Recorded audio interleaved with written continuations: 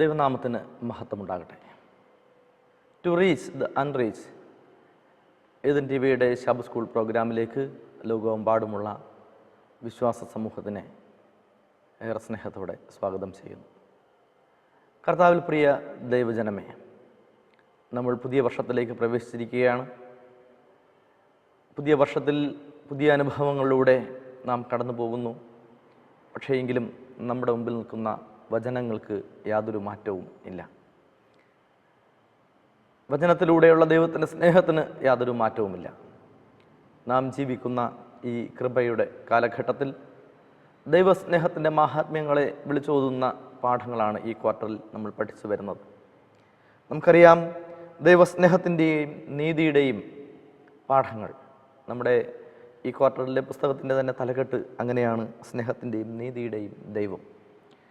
ദൈവത്തിനെ നമ്മൾ ഏതെല്ലാം രീതിയിൽ പരിചയപ്പെട്ടിരിക്കുന്നുവോ, നാം പരിചയപ്പെടുകയും നാം അനുഭവിക്കുകയും ചെയ്യുന്ന നമ്മുടെ രക്ഷകനായ, നമ്മുടെ പിതാവായ ദൈവത്തിൻ്റെ മഹത്വകരമായ ആ മനോഹരമായ സ്വഭാവങ്ങൾ, ഭാവങ്ങൾ നാം ഈ ക്വാർട്ടറിലെ പാഠങ്ങളിലുടനീളം പഠിക്കും.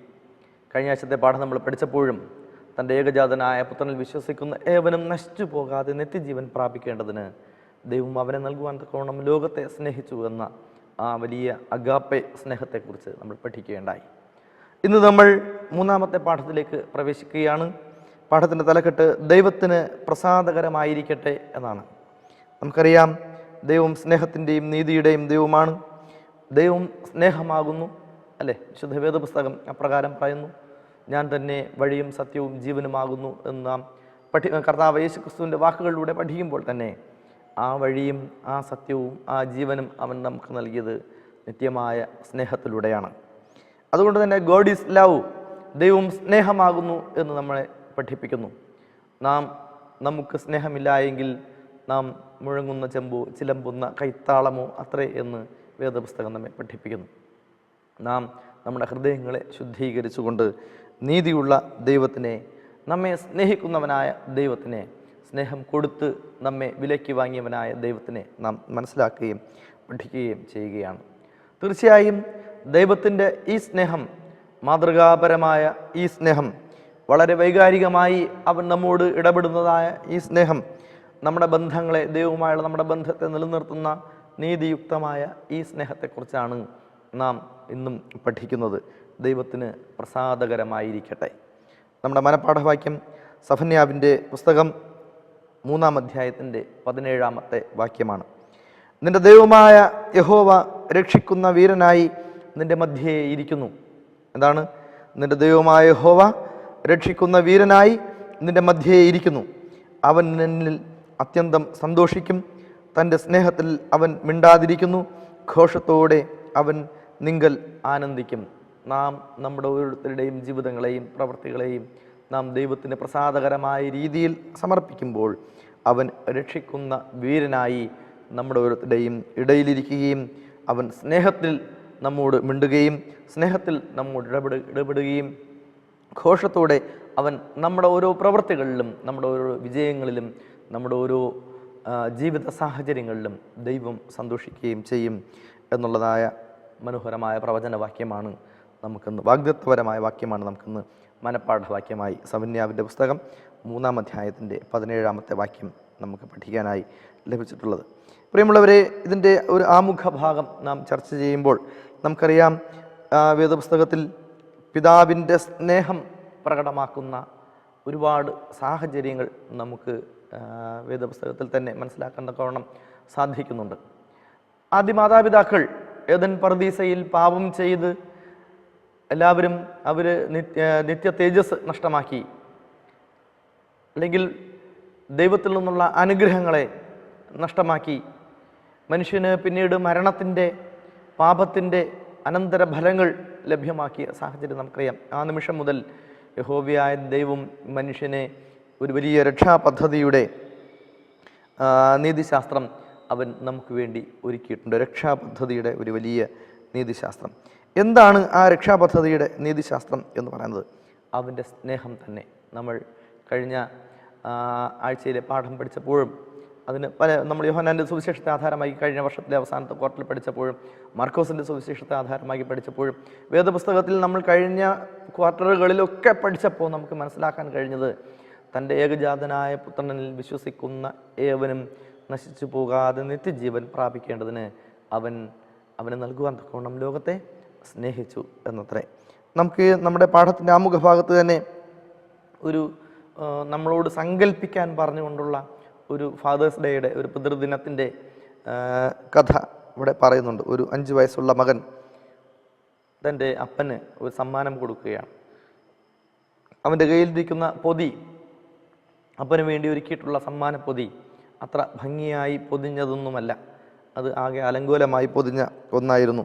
പക്ഷേ അവൻ അതും കൊണ്ട് തൻ്റെ പിതാവിൻ്റെ അരികിലെത്തുകയും പിതാവ് അവൻ്റെ കയ്യിൽ നിന്നത് വാങ്ങി, മകനെ, ഞാൻ നിൻ്റെ സമ്മാനം കാര്യമാക്കുന്നില്ല, അതിലുപരി എന്നെ പ്രീതിപ്പെടുത്തുന്നത് ഒന്നും തരുവാൻ നിനക്കില്ല എന്ന്, എനിക്ക് തരുവാൻ നിനക്ക് കഴിയുന്നതെന്തും എനിക്കായി ലഭിക്കും.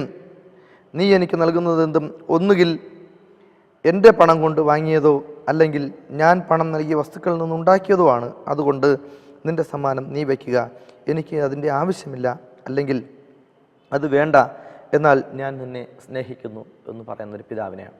നോക്കൂ, സാധാരണ നമുക്ക് ആരെങ്കിലും ഒരു സമ്മാനം തരുമ്പോൾ നമ്മളതിനെ വാങ്ങിയിട്ട് ഇതെനിക്ക് വേണ്ട എന്ന് പറഞ്ഞു കഴിഞ്ഞാൽ ഒരു പക്ഷേ തരുന്ന ആളിന് അത്രത്തോളം വിഷമമുണ്ടാകും. നോക്കൂ, ഈ പിതാവ് പറയുന്നത് എന്താണ്? മകനെ, നീ എനിക്ക് ഇങ്ങനെ ഒരു സമ്മാനം തന്നെ പ്രീതിപ്പെടുത്തേണ്ട കാര്യമില്ല. കാരണം നീ ഈ സമ്മാനം കൊണ്ടുവരുമ്പോൾ എനിക്കറിയാം ആ സമ്മാനം വാങ്ങാനുള്ള പണം നിൻ്റെ കയ്യിലില്ല. ഒന്നുകിൽ നീ അത് എൻ്റെ പേഴ്സിൽ നിന്ന് തന്നെ എടുത്തതായിരിക്കും, അതല്ലെങ്കിൽ ഞാൻ ഞാൻ ഉണ്ടാക്കി വച്ചിരിക്കുന്ന എന്തെങ്കിലും വസ്തുക്കൾ കൊണ്ടായിരിക്കും നീ എനിക്ക് ആ സമ്മാനം ഉണ്ടാക്കി തരിക. അതുകൊണ്ട് എനിക്കിതിൻ്റെ ആവശ്യമില്ല. എങ്കിലും ഞാൻ എന്ത് ചെയ്യും? ഞാൻ നിന്നെ സ്നേഹിക്കുന്നു. നാം എന്തൊന്നുകൊണ്ട് നാം ദൈവത്തിനെ പ്രീതിപ്പെടുത്തും? പിതാവായ ദൈവത്തിനെ നാം എങ്ങനെയാണ് പ്രീതിപ്പെടുത്തേണ്ടത്? അല്ലേ? ദാവീദ് മഹാരാജാവ് പ്രാർത്ഥിച്ചു, ദൈവം എനിക്ക് തരുന്ന സകല ഉപകാരങ്ങൾക്കും ഞാൻ എന്ത് അവന് പകരം കൊടുക്കും? ഒരു വലിയ ചോദ്യമായിരുന്നു ദാവീദിൻ്റെ മുമ്പിൽ നിന്നിരുന്നത്. പക്ഷേ ദാവീദ് വളരെ പെട്ടെന്ന് തന്നെ അതിന് മറുപടി കണ്ടെത്തി. ദാവീദ് മഹാരാജാവ് പറഞ്ഞതാണ്, ഞാൻ രക്ഷയുടെ പാനപാത്രമെടുത്ത് എൻ്റെ ദൈവത്തിന് മഹത്വം കരേറ്റും. തീർച്ചയായും നമ്മുടെ വിശ്വാസം എപ്പോഴും ദൈവത്തിൽ ഉള്ളത്, പിതാവായവനിൽ ഊന്നിക്കൊണ്ടുള്ളത്, പുത്രനായവനിൽ ഊന്നിക്കൊണ്ടുള്ളത്, പരിശുദ്ധാത്മാവിൽ നിറഞ്ഞത് ആയിരിക്കണം എന്ന് ദൈവം ആഗ്രഹിക്കുന്നു. അതുകൊണ്ടാണ് മനപ്പാഠവാക്യം നമ്മോട് പറഞ്ഞതാണ്, നിന്റെ ദൈവമായ യഹോവ നിന്നെ രക്ഷിക്കുന്ന വീരനായി അവൻ നിന്റെ മധ്യേ ഇരിക്കുന്നു. നമ്മുടെ ഓരോരുത്തരുടെയും ഉള്ളിൽ അവൻ ഇരിക്കുന്നു. He is living inside our heart. നമ്മുടെ ഹൃദയങ്ങളിൽ അവൻ ജീവിക്കുന്നു.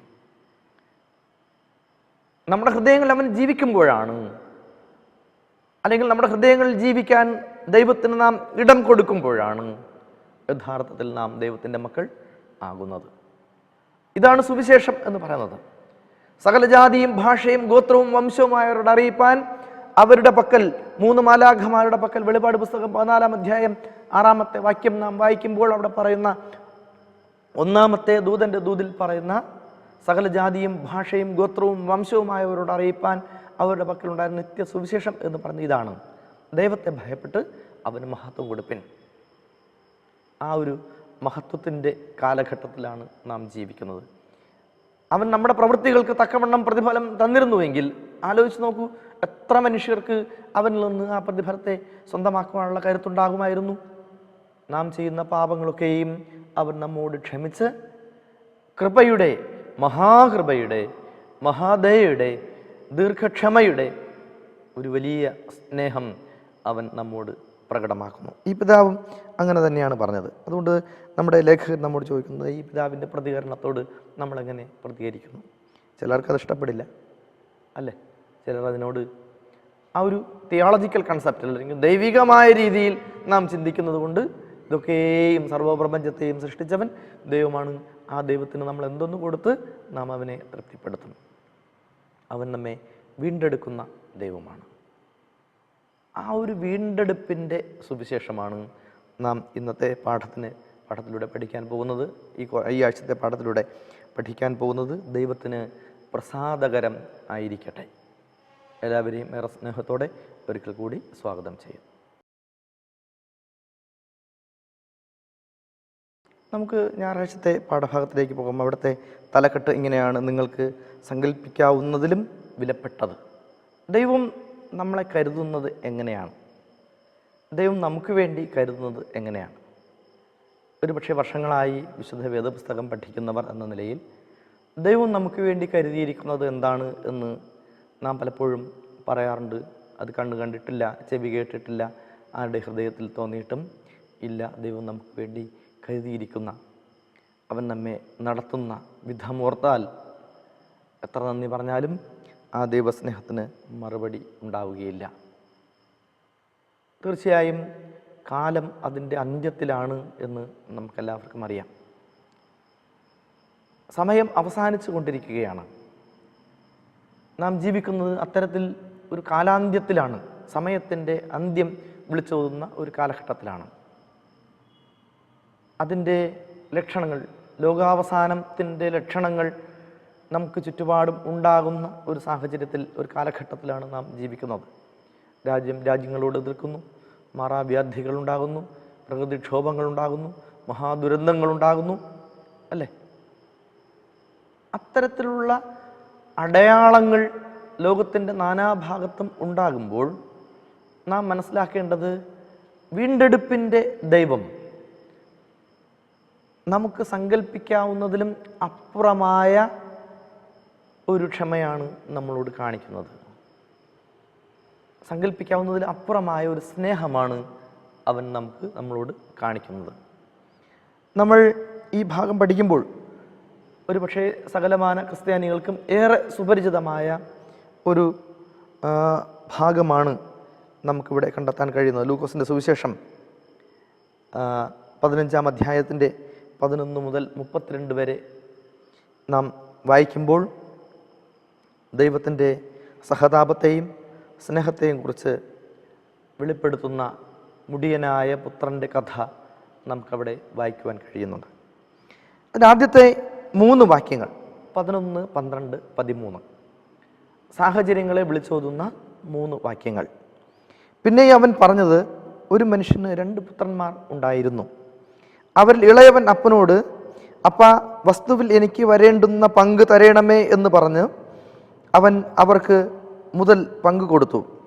ഏറെ നാൾ കഴിയും മുമ്പേ ഇളയ മകൻ സകലവും സ്വരൂപിച്ച് ദൂരദേശത്തേക്കു യാത്രയായി അവിടെ ദുർനടപ്പുകാരനായി ജീവിച്ച് വസ്തു നാനാവിധമാക്കി കളഞ്ഞു. ഇതാണ് അതിൻ്റെ ഒരു കോണ്ടെക്സ്റ്റ്, അതിൻ്റെ ഒരു സാഹചര്യം എന്ന് പറയുന്നത്.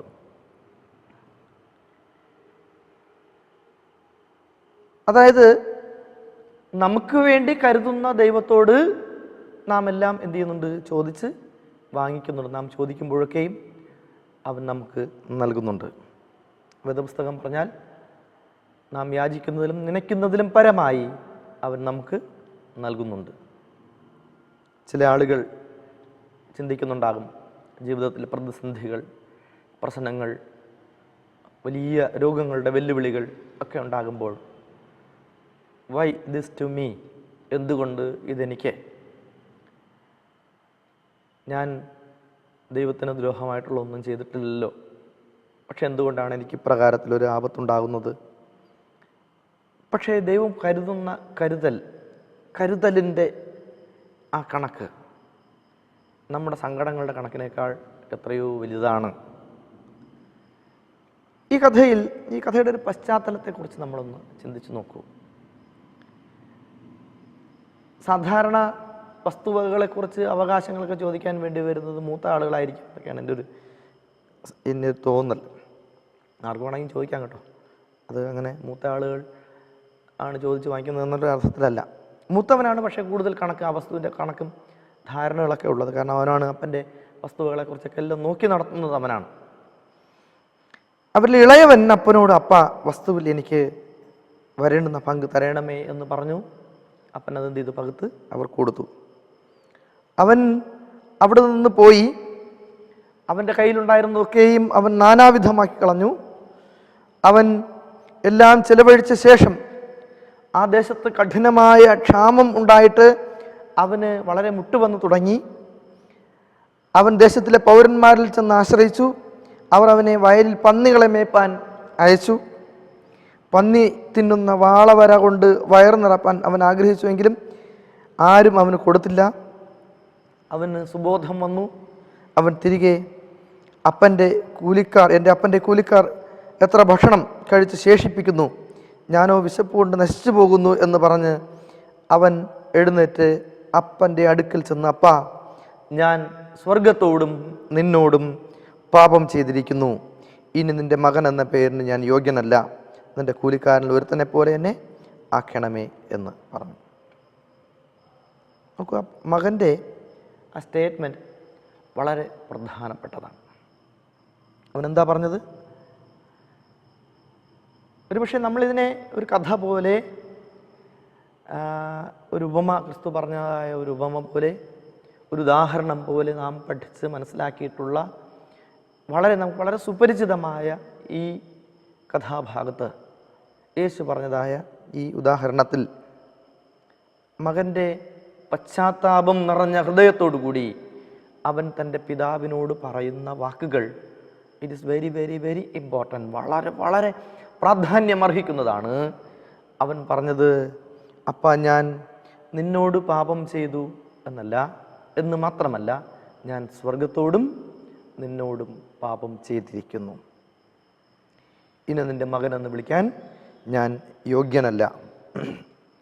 അപ്പൻ്റെ ദാസന്മാരോട് അല്ലെങ്കിൽ നിൻ്റെ ജോലിക്കാരുടെ കൂടെ എന്നെ ആക്കണമേ എന്നുള്ളത്. പക്ഷേ ആ അപ്പൻ അവനെ സ്വീകരിക്കുന്ന, അതാണ് ഞാൻ പറഞ്ഞത്, ദൈവം ആരാണ് എന്ന് ചോദിച്ചു കഴിഞ്ഞാൽ അവൻ വീണ്ടെടുപ്പിൻ്റെ ദൈവമാണ്. തൻ്റെ സൃഷ്ടികളൊന്നും നശിച്ചു പോകുവാൻ അവൻ ആഗ്രഹിക്കുന്നില്ല. കാരണം നമ്മൾ ഇന്ന് ജീവിക്കുന്ന ഈ കാലഘട്ടത്തെക്കുറിച്ച് ആലോചിച്ച് ചിന്തിച്ചു കഴിഞ്ഞാൽ നമ്മൾ ആരും നഷ്ടപ്പെട്ടു പോകാൻ അവൻ ആഗ്രഹിക്കുന്നില്ല. ആരും നഷ്ടപ്പെട്ടു പോകാൻ ആഗ്രഹിക്കുന്നില്ല. അവൻ പറഞ്ഞതെന്താണ്? തൻ്റെ ഏകജാതനായ പുത്രനിൽ വിശ്വസിക്കുന്ന ഏവനും. തൻ്റെ ഏകജാതനായ പുത്രനിൽ വിശ്വസിക്കുക എന്ന് പറഞ്ഞു കഴിഞ്ഞാൽ പിതാവായവനിൽ തന്നെ വിശ്വസിക്കുക എന്നുള്ളതാണ്. ദൈവത്തിൽ വിശ്വസിക്കുന്ന ഏവനും. അവൻ്റെ ജീവരക്തം കൊണ്ടാണ് നമ്മെ വീണ്ടെടുത്തിരിക്കുന്നത് എന്ന് ബോധമുള്ള ഏവനും നശിച്ചു പോകാതെ നിത്യജീവൻ പ്രാപിക്കേണ്ടതിന്. അതാണ് ഇവിടെ പറഞ്ഞത്. എന്താണ്? വേണമെങ്കിൽ അപ്പന് എന്ത് ചെയ്യാമായിരുന്നു? നീ നിൻ്റെ അവകാശങ്ങളെല്ലാം എടുത്തു കഴിഞ്ഞു, നിനക്ക് ഈ വീടുമായിട്ട് യാതൊരു ബന്ധമില്ല, നിനക്കുള്ളെല്ലാം തന്നില്ലേ, നിൻ്റെ ഷെയറൊക്കെ തന്നില്ലേ, നീ പിന്നെ എന്തിനാണ് ഇങ്ങോട്ട് വന്നത് എന്നൊക്കെ പറഞ്ഞ് എന്ത് ചെയ്യാമായിരുന്നു? അവനെ അവിടെ നിന്ന് ഓടിക്കാമായിരുന്നു. പക്ഷേ വന്നിരിക്കുന്നത് ആരാണ്? പുത്രൻ ആണ്, അല്ലേ? തൻ്റെ മകനാണ്. നാം ഓരോരുത്തരും കാൺമിൻ നാം ദൈവമക്കൾ എന്ന് വിളിക്കപ്പെടുവാൻ അവൻ എത്ര വലിയ സ്നേഹം കൊണ്ട് നമ്മെ സ്നേഹിച്ചിരിക്കും. അതാണ് എൻ്റെ ഉത്തരം. എത്ര വലിയ സ്നേഹം കൊണ്ടാണ് അവൻ നമ്മെ സ്നേഹിച്ചത്. എന്തെന്ന് വിളിക്കപ്പെടുവാൻ? നാം ദൈവമക്കൾ എന്ന് വിളിക്കപ്പെടുവാൻ. വെളിപ്പാട് പുസ്തകം 3-ാം അധ്യായം അതിൻ്റെ അവസാന ഭാഗത്ത് 17-ാമത്തെ വാക്യം ആണെന്ന് എനിക്ക് തോന്നുന്നു. നമ്മളവിടെ വായിക്കുമ്പോൾ ലവോദിക്ക സഭയുടെ ദൂതെഴുതി എൻ്റെ ഏറ്റവും അവസാന ഭാഗത്ത് അവൻ പറയുന്നുണ്ട്, ഞാൻ നിങ്ങളുടെ ഓരോരുത്തരുടെയും വാതിൽക്കൽ വന്ന് നിന്ന് മുട്ടുന്നുണ്ട്. ആരെങ്കിലും എൻ്റെ ശബ്ദം കേട്ട് വാതിൽ തുറന്നാൽ ഞാൻ അവനോടും അവൻ എന്നോടും കൂടെ അത്താഴം കഴിക്കും. ജയിക്കുന്നവന് ഞാൻ എന്നോടൊപ്പം ഇരിപ്പാൻ വരം നൽകും. നോക്കൂ, ഞാൻ എൻ്റെ കൂടെ ഇരുത്തുകയാണ്, അവനെ തള്ളിക്കളയുന്നില്ല. ആ പുത്രൻ തൻ്റെ മകൻ വന്നിരിക്കുന്നു എന്ന് അറിഞ്ഞിട്ട് ആ പിതാവായവൻ സകലവും അവനോട് ക്ഷമിച്ച് അവനെ ഓടിച്ചെന്ന് കെട്ടിപ്പിടിച്ച് ഉമ്മ കൊടുത്ത് അവൻ എന്ത് ചെയ്തു? അവിടെ കൊണ്ടുവന്നിട്ട് തൻ്റെ ദാസന്മാരോട് പറഞ്ഞ് വേഗം മനോഹരമായ ഒരു വസ്ത്രം കൊണ്ട് അങ്കി കൊണ്ടുവന്ന് അവനെ ധരിപ്പിച്ച് അവനെ കുളിപ്പിച്ച് അവൻ്റെ കയ്യിൽ മോതിരം ഇടിപ്പിച്ച് അവൻ കാലിൽ ചെരുപ്പിട്ട് ഒരു തടിച്ച കാളക്കുട്ടിയെ കൊണ്ടുവന്ന് അറുത്ത് തിന്ന് ആനന്ദിക്കുക. എൻ്റെ മകൻ മരിച്ചവനായിരുന്നു, അവൻ വീണ്ടും ജീവിച്ചു, കാണാതെ പോയിരുന്നു, കണ്ടുകിട്ടിയിരിക്കുന്നു എന്ന് പറഞ്ഞ് അവൻ ആനന്ദിച്ച് തുടങ്ങി. അല്ലേ? അപ്പോൾ നാം മനസ്സിലാക്കേണ്ടത് ദൈവം വീണ്ടെടുപ്പിൻ്റെ ദൈവം ആണ്. പക്ഷേ മറുഭാഗത്ത് മൂത്തപുത്രൻ കോപിക്കുന്നുണ്ട്, അല്ലേ? മാനുഷികമായ ഒരു കോപം അവനുണ്ടാകുന്നുണ്ട്. എങ്കിലും അവൻ വീണ്ടും അവൻ പറയുന്ന മറുപടി 32-ാമത്തെ വാക്യം ലൂക്കോസ് എഴുതിയ സുവിശേഷം 15-ാം അധ്യായത്തിന് 32-ാമത്തെ വാക്യം. നിന്റെ സഹോദരനും മരിച്ചവനായിരുന്നു, ഇന്ന് ജീവിച്ചു, കാണാതെ പോയിരുന്നു, കണ്ടുകിട്ടിയിരിക്കുന്നു, ആകയാൽ ആനന്ദിച്ച് സന്തോഷിക്കേണ്ടത് ആവശ്യമായിരിക്കുന്നു എന്ന് പറഞ്ഞു. ആരും നഷ്ടപ്പെട്ടു പോകാൻ ദൈവം ആഗ്രഹിക്കുന്നില്ല. അവൻ നമ്മെ അവൻ്റെ വലത് ഇരുത്തുവാൻ ആഗ്രഹിക്കുന്നു. നമ്മുടെ പേര് ജീവൻ്റെ പുസ്തകത്തിൽ എഴുതുവാൻ അവൻ ആഗ്രഹിക്കുന്നു. ജീവജലനദിയിൽ നിന്ന് വെള്ളം തരുവാൻ അവൻ ആഗ്രഹിക്കുന്നു. ജീവവൃക്ഷത്തിൻ്റെ ഫലം തിന്മാൻ നമുക്ക് തരാൻ അവൻ ആഗ്രഹിക്കുന്നു. അവനോടൊപ്പം ഒരു സിംഹാസനത്തിൽ ഇരിപ്പാനുള്ള വരം തരാൻ അവൻ ആഗ്രഹിക്കുന്നു. നോക്കൂ, സകല സഭകളോടും അവൻ ദൂത് പറഞ്ഞിട്ട് അവൻ പറയുന്ന വാക്കിതാണ്, എല്ലാവർക്കും അനുഗ്രഹങ്ങളുണ്ട്. ആത്മാവ് സഭകളോട് പറയുന്നത് എന്തെന്ന് ചെവിയുള്ളവൻ കേൾക്കട്ടെ. ആ ചെവിയാണ് നമുക്കിവിടെ ആവശ്യം. നമ്മൾ കഥകൾ കേൾക്കുമ്പോൾ, വചനം കേൾക്കുമ്പോൾ, പ്രവചനം കേൾക്കുമ്പോൾ നാം മനസ്സിലാക്കേണ്ടത് നമ്മെ സ്നേഹിക്കുന്ന വലിയ സ്നേഹം, നമുക്ക് സങ്കല്പിക്കാവുന്നതിലും അപ്പുറമായ വിലപ്പെട്ട സ്നേഹം നൽകി നമ്മെ മരണത്തിൽ നിന്ന് വീണ്ടെടുക്കുവാൻ യഹോവയായ ദൈവം ആഗ്രഹിക്കുന്നു എന്നുള്ളതാണ്. അതാണ് ഈ ഭാഗം നമുക്ക് തരുന്ന ആശയം എന്നത്. അടുത്ത പാഠം ആനന്ദത്തോടെ സന്തോഷിക്കുക. അടുത്ത ദിവസത്തെ പാഠം, തിങ്കളാഴ്ചത്തെ പാഠം ആനന്ദത്തോടെ സന്തോഷിക്കുക എന്നതാണ്. നമുക്ക് കഴിഞ്ഞ പാഠം പഠിച്ച് അടുത്തു നിന്നാണ് നമ്മുടെ ആശയം തുടങ്ങുന്നത്. നമുക്ക് സങ്കല്പിക്കുവാൻ പോലും ഇത് കഠിനമായിരിക്കെ ദൈവം ഓരോ വ്യക്തിയെയും കണക്കാക്കുവാൻ കഴിയാത്ത മൂല്യത്തോടെ കാണുന്നുണ്ട് എന്നുള്ളതാണ്. നമ്മുടെ ചിന്തയിൽ വരേണ്ടെന്നുള്ള ഒരു ആശയം ലേഖകൻ ഇവിടെ നമ്മുടെ മുമ്പിൽ വെക്കുന്നുണ്ട്. എന്താണെന്നറിയാമോ? നമ്മൾ എത്രത്തോളം മൂല്യമുള്ളവരാണ് ദൈവത്തിന്, അല്ലെങ്കിൽ ആർക്കാണ് ദൈവം മൂല്യം കൂടുതൽ കൊടുത്തിട്ടുള്ളത്? ആർക്കാണ്? ഏറ്റവും സമ്പന്നനായവനാണോ? ഏറ്റവും പണ്ഡിതനായവനാണോ? ഏറ്റവും സുന്ദരനായുള്ളവനാണോ? ഒരുപാട് സ്വത്തുവകയുള്ളവനായവനോ? അതോ ഒരു പുരോഹിതനാണോ? ഒരു സഭാമൂപ്പനാണോ? ഡീഖനാണോ? സഭയുടെ ഉത്തരവാദിത്തങ്ങൾ ചെയ്യുന്നവരാണോ? പ്രവാചകനാണോ? ആർക്കാണ്? ഒരു കാഴ്ചക്കാരനാണോ? ഒരു വിശ്വാസിക്കാണോ? വെറുതെ ദൈവത്തിൻ്റെ സന്നിധിയിൽ വന്ന് പ്രസംഗം കേൾക്കുന്നവനാണോ? ആണിനാണോ? പെണ്ണിനാണോ? കുഞ്ഞിനാണോ? ആർക്കാണ് ദൈവം മൂല്യം കൂടുതൽ കൊടുക്കുന്നത്? നമ്മളെന്ത് ചിന്തിക്കുന്നു അതിനെപ്പറ്റി നമ്മളൊന്ന് ഒരു നിമിഷം ചിന്തിച്ച് നോക്കും. ദൈവം ഏറ്റവും അധികം മൂല്യം നൽകുന്ന വ്യക്തി ആരാണ്? നാം വേദപുസ്തകം പഠിക്കുമ്പോൾ ദൈവത്തിൻ്റെ തിരഞ്ഞെടുപ്പ് ഉണ്ടാകുന്നത് ഒരിക്കലും ശക്തരിൽ ശക്തന്മാരിൽ അല്ല എന്നുള്ളത് നമുക്കറിയാം. ദൈവം ഇസ്രായേൽ ജനത്തെ വാഗ്ദത്ത നാടായ കനാനിലേക്ക് നയിക്കുവാൻ അവൻ മോശയെ തിരഞ്ഞെടുക്കുമ്പോൾ എന്തായിരുന്നു മോശയുടെ പ്രതികരണം? മോശയെ പറ്റി പറയുന്നത് തന്നെ വിക്കനായ മോശ എന്നാണ്, അല്ലേ? അത് ഇത്രയും വലിയൊരു ജനസമൂഹത്തെ, 6 ലക്ഷം യോദ്ധാക്കൾ, അവരുടെ ഭാര്യമാർ, അവരുടെ മക്കൾ, അവരുടെ വൃദ്ധരായ മാതാപിതാക്കന്മാർ, ഒരു വലിയ സമൂഹം, ആ സമൂഹത്തെ നയിക്കുവാൻ ദൈവം ഒരു മനുഷ്യനെ തിരഞ്ഞെടുക്കുമ്പോൾ ദൈവത്തിനറിയാം അയാൾ ആരായിരിക്കണം? അവൻ ഏറ്റവും ശക്തനായിരിക്കണം. അപ്പോൾ ആരാണ് ആ ശക്തി കൊടുക്കുന്നത്? മോശയെ അത്രത്തോളം മൂല്യമുള്ളവനായി ദൈവം കണ്ടു. അവൻ്റെ നാവിൽ തീക്കനൽ വെച്ചു. ഒരു വലിയ ജനതയെ അവൻ നയിച്ചു, അല്ലേ? അബ്രഹാമിനെ ദൈവം തിരഞ്ഞെടുത്തു, യാക്കോബിനെ ദൈവം തിരഞ്ഞെടുത്തു, ജോസഫിനെ ദൈവം തിരഞ്ഞെടുത്തു, ദാനിയേലിനെ ദൈവം തിരഞ്ഞെടുത്തു, ദാവീദ് മഹാരാജാവിനെ ദൈവം തിരഞ്ഞെടുത്തു, ശൗലിനെ ദൈവം തിരഞ്ഞെടുത്തു. വേദപുസ്തകം നമ്മൾ പഠിക്കുമ്പോൾ നമ്മുടെ പൂർവ്വപിതാക്കന്മാരിൽ ഇത്തരത്തിലുള്ള തിരഞ്ഞെടുപ്പുകൾ ഉണ്ടായ ലീഡേഴ്സ്, നേതാക്കന്മാർ,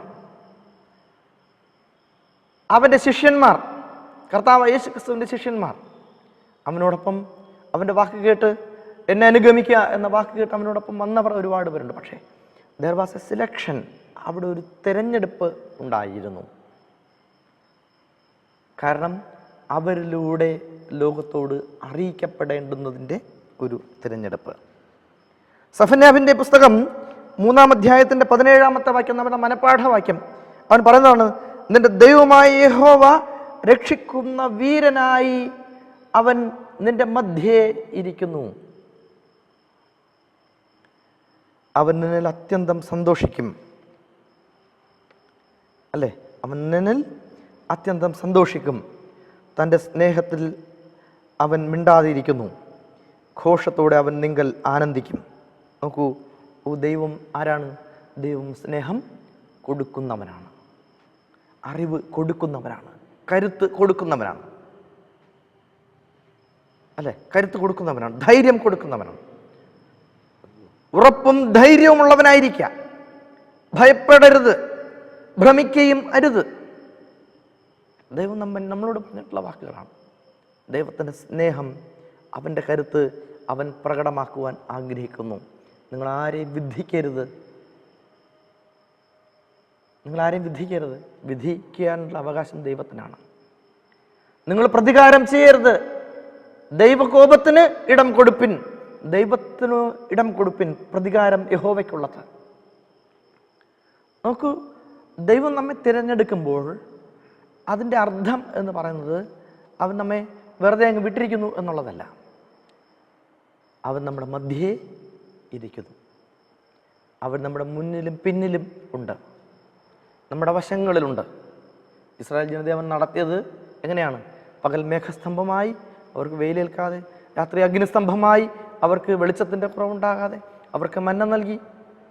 ഒക്കെ എന്തുമാത്രം സൗഭാഗ്യങ്ങൾ നൽകി. അവരുടെ വസ്ത്രത്തിൻ്റെ വിളിമ്പ് പോലും ഒന്നും കീറിപ്പോയിരുന്നില്ല. അവരുടെ പാദങ്ങളിലൊന്നും ഒരു മുള്ളു പോലും കൊണ്ടിരുന്നില്ല. അവർക്കൊരു വ്യാധിയും വന്നിരുന്നില്ല. എന്നിട്ടും ആ ജനം എന്ത് ചെയ്തു? പിറുപിറുത്തില്ലേ?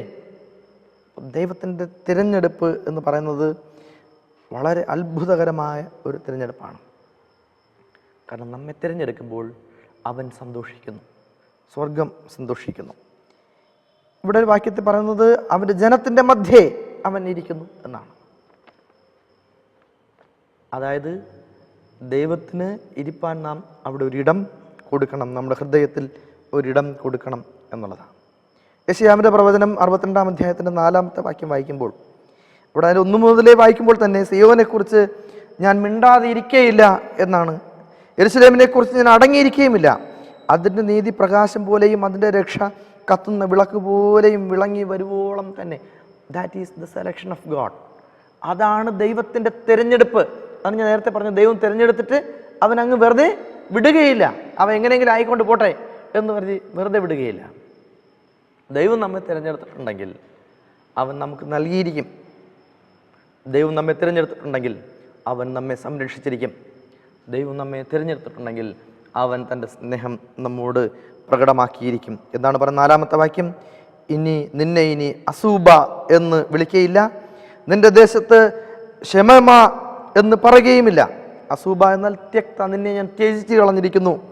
അല്ലെങ്കിൽ ഷെമേമ എന്ന് പറഞ്ഞാൽ ശൂന്യം, നിന്റെ ദേശം ശൂന്യമായിരിക്കുന്നു എന്നും പറയുകയില്ല. മറിച്ച് എന്താ പറയുന്നത്? നിനക്ക് ഹഫ്സീബ എന്നും നിന്റെ ദേശത്തിന് ബയൂല എന്നും പേരാകും എന്നാണ്. യഹോവയ്ക്ക് നിന്നോട് പ്രിയമുണ്ടല്ലോ, നിന്റെ ദേശത്തിന് വിവാഹം കഴിയും. അതായത് കർത്താവ് നിന്നെ മണവാട്ടിയായി സ്വീകരിച്ചിരിക്കും. എന്താണ്? നിനക്കിനി യാതൊരു പ്രശ്നവും ഉണ്ടാവുകയില്ല. ഹെപ്സിബ, ഇഷ്ടം, എനിക്ക് നിന്നോട് ഇഷ്ടമുണ്ട്, എനിക്ക് നിന്നോട് സ്നേഹമുണ്ട്, എനിക്ക് നിന്നോട് കരുതലുണ്ട്. നിന്റെ ദേശത്തിന് ബയൂല, വിവാഹസ്ഥ, ഞാൻ നിന്നെ എന്ത് ചെയ്തിരിക്കുന്നു? നിന്നെ എനിക്ക് വിവാഹത്തിന് എടുത്തിരിക്കുന്നു എന്നും അർത്ഥമുണ്ട്. പ്രിയ, ദേശത്തിനെ സ്വീകരിക്കുകയും തൻ്റെ ജനത്തെ സ്വീകരിക്കുകയും തൻ്റെ ജനത്തിൻ്റെ ആനന്ദത്തിൽ ആനന്ദിക്കുകയും ചെയ്യുന്ന, അതാണ് ഈ സഫന്യാവിൻ്റെ പുസ്തകം 3-ാം അധ്യായത്തിൻ്റെ 17-ാമത്തെ വാക്യത്തിൻ്റെ അവസാന ഭാഗത്തോടെ തൻ്റെ സ്നേഹത്തിൽ അവൻ മിണ്ടാതിരിക്കുന്നു, ഘോഷത്തോടെ അവൻ നിങ്ങൾ ആനന്ദിക്കും. നമ്മുടെ ആനന്ദത്തിൽ അവൻ ആനന്ദിക്കുന്നു. നമുക്കൊരു പ്രതിസന്ധി ഉണ്ടാകുമ്പോൾ അവൻ അതിൽ സങ്കടപ്പെടുന്നു. ആ പ്രതിസന്ധിയിൽ നിന്ന് നമ്മെ തരണം ചെയ്യുവാൻ അവൻ സഹായിക്കുന്നുണ്ട്. അവൻ്റെ സ്നേഹം എത്രത്തോളം അപ്രമേയവും അഗോചരവും മനുഷ്യൻ്റെ കണ്ണിന് കണ്ടിട്ടില്ലാത്തതും ആരുടെ ചെവിക്കും തോന്നിയിട്ടില്ലാത്തതും ആകുന്നു എന്ന് നമുക്ക് പറഞ്ഞു തരുന്നുണ്ട്. നമുക്ക് എഫേസ്യൻ്റെ പുസ്തകം, പൗലോസ് എഫേസ്യ സഭയ്ക്ക് എഴുതിയ ആ ദൂതിൽ 5-ാം അധ്യായത്തിൻ്റെ 25 മുതലുള്ളതായ വാക്യം നമ്മൾ വായിക്കുമ്പോൾ അവിടെ എഴുതിയിരിക്കുന്നതാണ്. അത് നമ്മുടെ കുടുംബ ബന്ധങ്ങളുമായി ചേർത്ത് വെച്ചാണ് അവിടെ പറയുന്നതാണ്.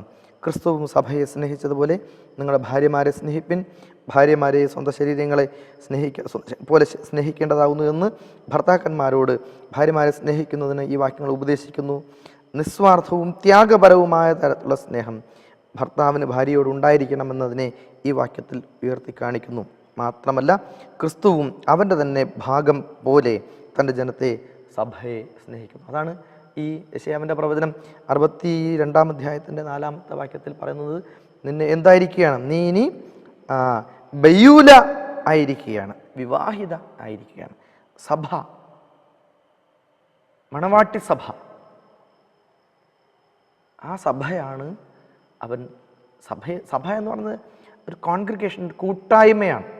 വെളിപ്പാട് പുസ്തകം 14-ാം അധ്യായത്തിൽ നമുക്ക് പറയും, ദൈവകൽപ്പനയും യേശുവിനുള്ള വിശ്വാസവും കാത്തുകൊള്ളുന്ന വിശുദ്ധന്മാരുടെ സഹിഷ്ണുത കൊണ്ട് ഇവിടെ ആവശ്യമെന്ന് പറയുന്ന ആ സഹിഷ്ണുതയുടെ, ക്ഷമയുടെ ആ ഒരു കൂട്ടായ്മ, ഒരു ആരാധന, മാരനാഥ, ഒരു ആരാധന നമുക്ക് ദൈവത്തിൻ്റെ സന്നിധിയിൽ ആവശ്യമാണ്. അത് ഏതുപോലെയാണ്? ക്രിസ്തുവും സഭ എന്നാൽ സഭ ക്രിസ്തുവിന് കീഴടങ്ങിയിരിക്കുന്നത് പോലെ ഭാര്യമാരും ഭർത്താക്കന്മാർക്ക് സകലത്തിനും കീഴടങ്ങിയിരിക്കണം. ക്രിസ്തു ശരീരത്തിൻ്റെ രക്ഷിതാവായി സഭയ്ക്ക് തലയാകുന്നത് പോലെ ഭർത്താവ് ഭാര്യയ്ക്ക് തലയായിരിക്കണം.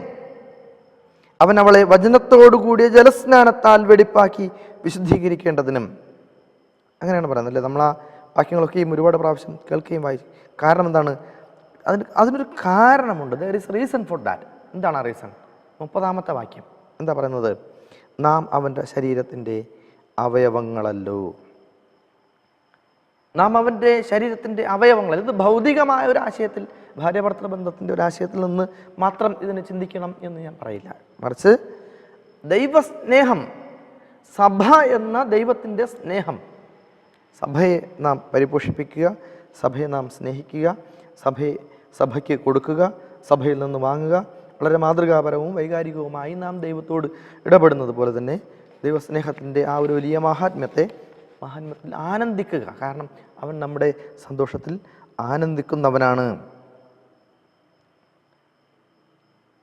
നാം സഭയെ സ്നേഹിക്കുമ്പോൾ ദൈവത്തെ ഭയപ്പെട്ട് ദൈവത്തിന് കീഴടങ്ങിയിരിക്കുക. ക്രിസ്തു തൻ്റെ സഭയെ എങ്ങനെയാണോ സ്നേഹിച്ച് പരിലാളിച്ചത്, അതുപോലെ നമ്മുടെ ബന്ധത്തിനെയും നാം ഭാര്യ ഭർത്താവിനെയും ഭർത്താവ് ഭാര്യയോടും ആ ഒരു സ്നേഹബന്ധത്തിൽ, പരസ്പര ഭയത്തിൽ, പരസ്പര വിശ്വാസത്തിൽ, പരസ്പരം നാം ആ ഒരു പാരസ്പര്യം, അതാണ് കൂട്ടായ്മ എന്ന് പറയുന്നത്. ആ കൂട്ടായ്മയാണ് നാം ആചരിക്കേണ്ടത്. കാരണം നാമും നമ്മുടെ ശരീരം ദൈവത്തിൻ്റെ ആലയം ആയിരിക്കുന്നത് പോലെ അല്ലേ? അങ്ങനെയാണല്ലോ പറയുന്നത്.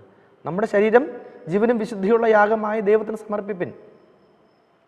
നമ്മുടെ ശരീരം ദൈവത്തിൻ്റെ ആലയം, ദൈവം വസിക്കുന്ന ആലയമായിരിക്കും. നമ്മളതിന് എത്രത്തോളം വിശുദ്ധമായി നമുക്കതിനെ കരുതുവാൻ കഴിയുമോ അത്രത്തോളം വിശുദ്ധമായി കരുതി ആനന്ദത്തോടെ എന്തു ചെയ്യുക?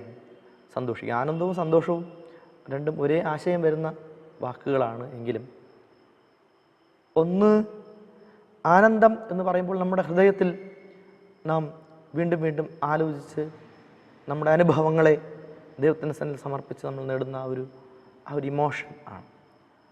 സന്തോഷം എന്ന് പറയുമ്പോൾ അത് രണ്ടും സെയിം ആശയം, ഒരേ ആശയം തന്നെയാണ്. പക്ഷേ സന്തോഷം, എന്നാൽ കൂടെ എന്നാണ് അർത്ഥം. എപ്പോഴും ആ ഒരു ആനന്ദം നമ്മോടൊപ്പം ഉണ്ടായിരിക്കണം. അതാണ് ഫിലിപ്പിയർക്ക് എഴുതിയ ലേഖനത്തിൽ പൗലോസ് പറഞ്ഞത്, കർത്താവിൽ എപ്പോഴും സന്തോഷിപ്പിൻ എന്ന് ഞാൻ നിങ്ങളോട് പറയുന്നു എന്ന് പറയുന്നത്. അത് നാം കേൾക്കുകയും നാം ആ ആനന്ദത്തിൽ വസിക്കുകയും വേണമെന്നാണ് ദൈവം ഈ ഭാഗത്ത് നമ്മെ ഓർമ്മിപ്പിക്കുന്നത്.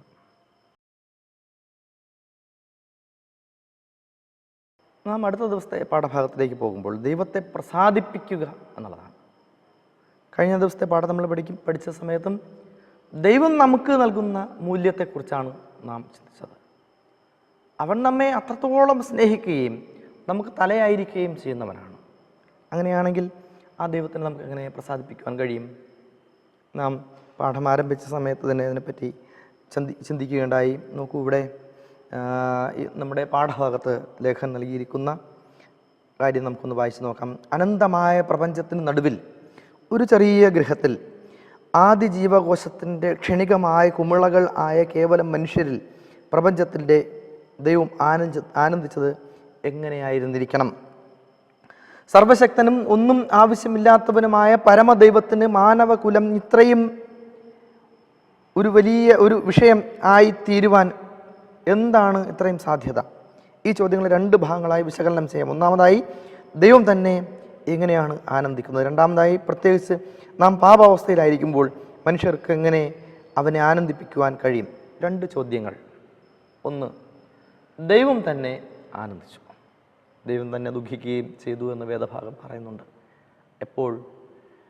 ദൈവം ഈ പ്രപഞ്ചത്തിനെ, നാം ഉൽപ്പത്തി പുസ്തകത്തിൻ്റെ 1-ാമത്തെ അധ്യായം 1-ാമത്തെ വാക്യം എന്താണ്? നമുക്കെല്ലാവർക്കും അറിയാം. ആദിയിൽ ദൈവം ആകാശവും ഭൂമിയും സൃഷ്ടിച്ചു. പാഴും ശൂന്യവുമായിരുന്ന ഒരിടം, പാഴും ശൂന്യവുമായിരുന്ന ആ ഒരിടത്തിൽ ദൈവം മനുഷ്യന് വസിക്കുവാനുള്ള ഒരു ആവാസം ആക്കി, ആവാസ വ്യവസ്ഥയുണ്ടാക്കി. അതായത് ഒരു ജീവിക്ക് സ്വാഭാവികമായി നിലനിൽക്കുവാനുള്ള ഒരു നാച്ചുറൽ സർക്കംസ്റ്റാൻസസ് അവനുണ്ടാക്കി, സ്വാഭാവികമായി ജീവിക്കാനുള്ള ഒരു പ്രകൃതിയാനുള്ള ഒരു ചുറ്റുപാട് അവനുണ്ടാക്കിയെടുത്തു. അതിനുശേഷമാണ് ദൈവം മനുഷ്യനെ സൃഷ്ടിക്കുന്നത്. ദൈവം മനുഷ്യനെ സൃഷ്ടിക്കുമ്പോൾ ദൈവം ആനന്ദിച്ചു. കാരണം എന്താണ്?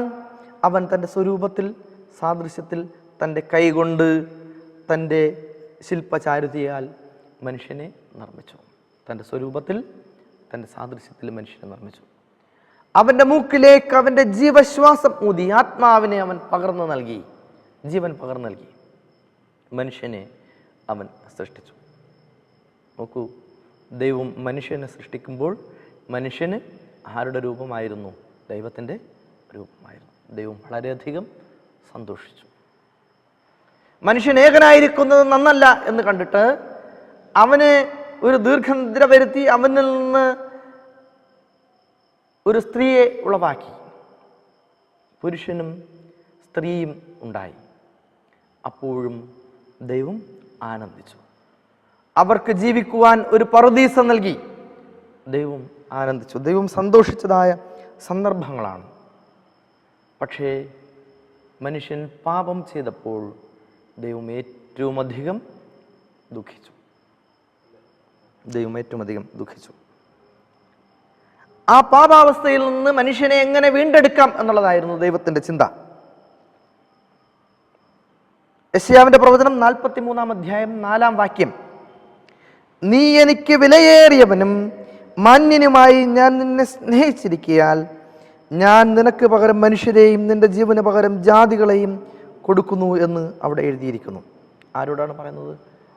യാക്കോബിനോട്, ഇസ്രായേലിനോട് ദൈവം പറഞ്ഞതായ വാക്യം, നിന്നെ നിർമ്മിച്ചവനായ യഹോവ ഇപ്രകാരം അരുളി ചെയ്യുന്നു, ഞാൻ നിന്നെ പേർ ചൊല്ലി വിളിച്ചിരിക്കുന്നു, നീ എനിക്കുള്ളവൻ തന്നെ. അതായത് വീണ്ടെടുപ്പിൻ്റെ ദൈവം അവൻ നമ്മെ സെലക്ട് ചെയ്തിരിക്കുന്നു. ഞാൻ നിന്നെ പേർ ചൊല്ലി വിളിച്ചിരിക്കുന്നു, യു ആർ ഓഫ് മീ, നീ എൻ്റെതാണ്, നീ എനിക്കുള്ളവൻ തന്നെ. അവൻ്റെ കരുതൽ എങ്ങനെയാണ്? നമ്മളെ തുടർന്നുള്ള വാക്യങ്ങൾ വായിക്കും. നീ വെള്ളത്തിൽ കൂടെ കിടക്കുമ്പോൾ ഞാൻ നിന്നോട് കടിക്കും, നീ നദിയിൽ കൂടെ കിടക്കുമ്പോൾ അത് നിന്റെ മീതെ കവിയില്ല, നീ തീയിൽ കൂടെ നടന്നാൽ നീ വെന്ത് പോകുകയില്ല, അഗ്നിജ്വാല നിന്നെ ദഹിപ്പിക്കുകയില്ല. ഇസ്രായേലിൻ്റെ പരിശുദ്ധനായ യഹോവ എന്ന ഞാൻ നിന്റെ രക്ഷകൻ, ഞാൻ നിന്നെ വീണ്ടെടുത്തിരിക്കുന്നു, നീ എനിക്ക് വിലയേറിയവനാണ്, ഭയപ്പെടേണ്ട, ഞാൻ നിന്നോട് കൂടെയുണ്ട്, നിന്റെ സന്തതിയെ ഞാൻ കിഴക്ക് നിന്ന് വരുത്തുകയും പടിഞ്ഞാറ് നിന്ന് ശേഖരിക്കുകയും ഞാൻ വടക്കിനോട് തരിക എന്നും തെക്കിനോട് തടുത്തു വയ്ക്കരുതെന്നും കൽപ്പിക്കുകയും ചെയ്യും. ദൂരത്തു നിന്ന് നിന്റെ പുത്രന്മാരെയും ഭൂമിയുടെ അറ്റത്തു നിന്ന് നിന്റെ പുത്രിമാരെയും എൻ്റെ നാമത്തിൽ വിളിച്ചും മഹത്വത്തിനായി സൃഷ്ടിച്ചും നിർമ്മിച്ചുണ്ടാക്കിയിരിക്കുന്ന ഏവരെയും കൊണ്ടുവരിക എന്ന് ഞാൻ കൽപ്പിക്കും എന്ന് യഹോവയായ ദൈവം പറയും. പക്ഷേ മനുഷ്യൻ എന്താ? മനുഷ്യൻ്റെ അവസ്ഥ, മനുഷ്യൻ ദൈവത്തെ മറന്നു, അല്ലേ? ദൈവത്തെ മറന്നു.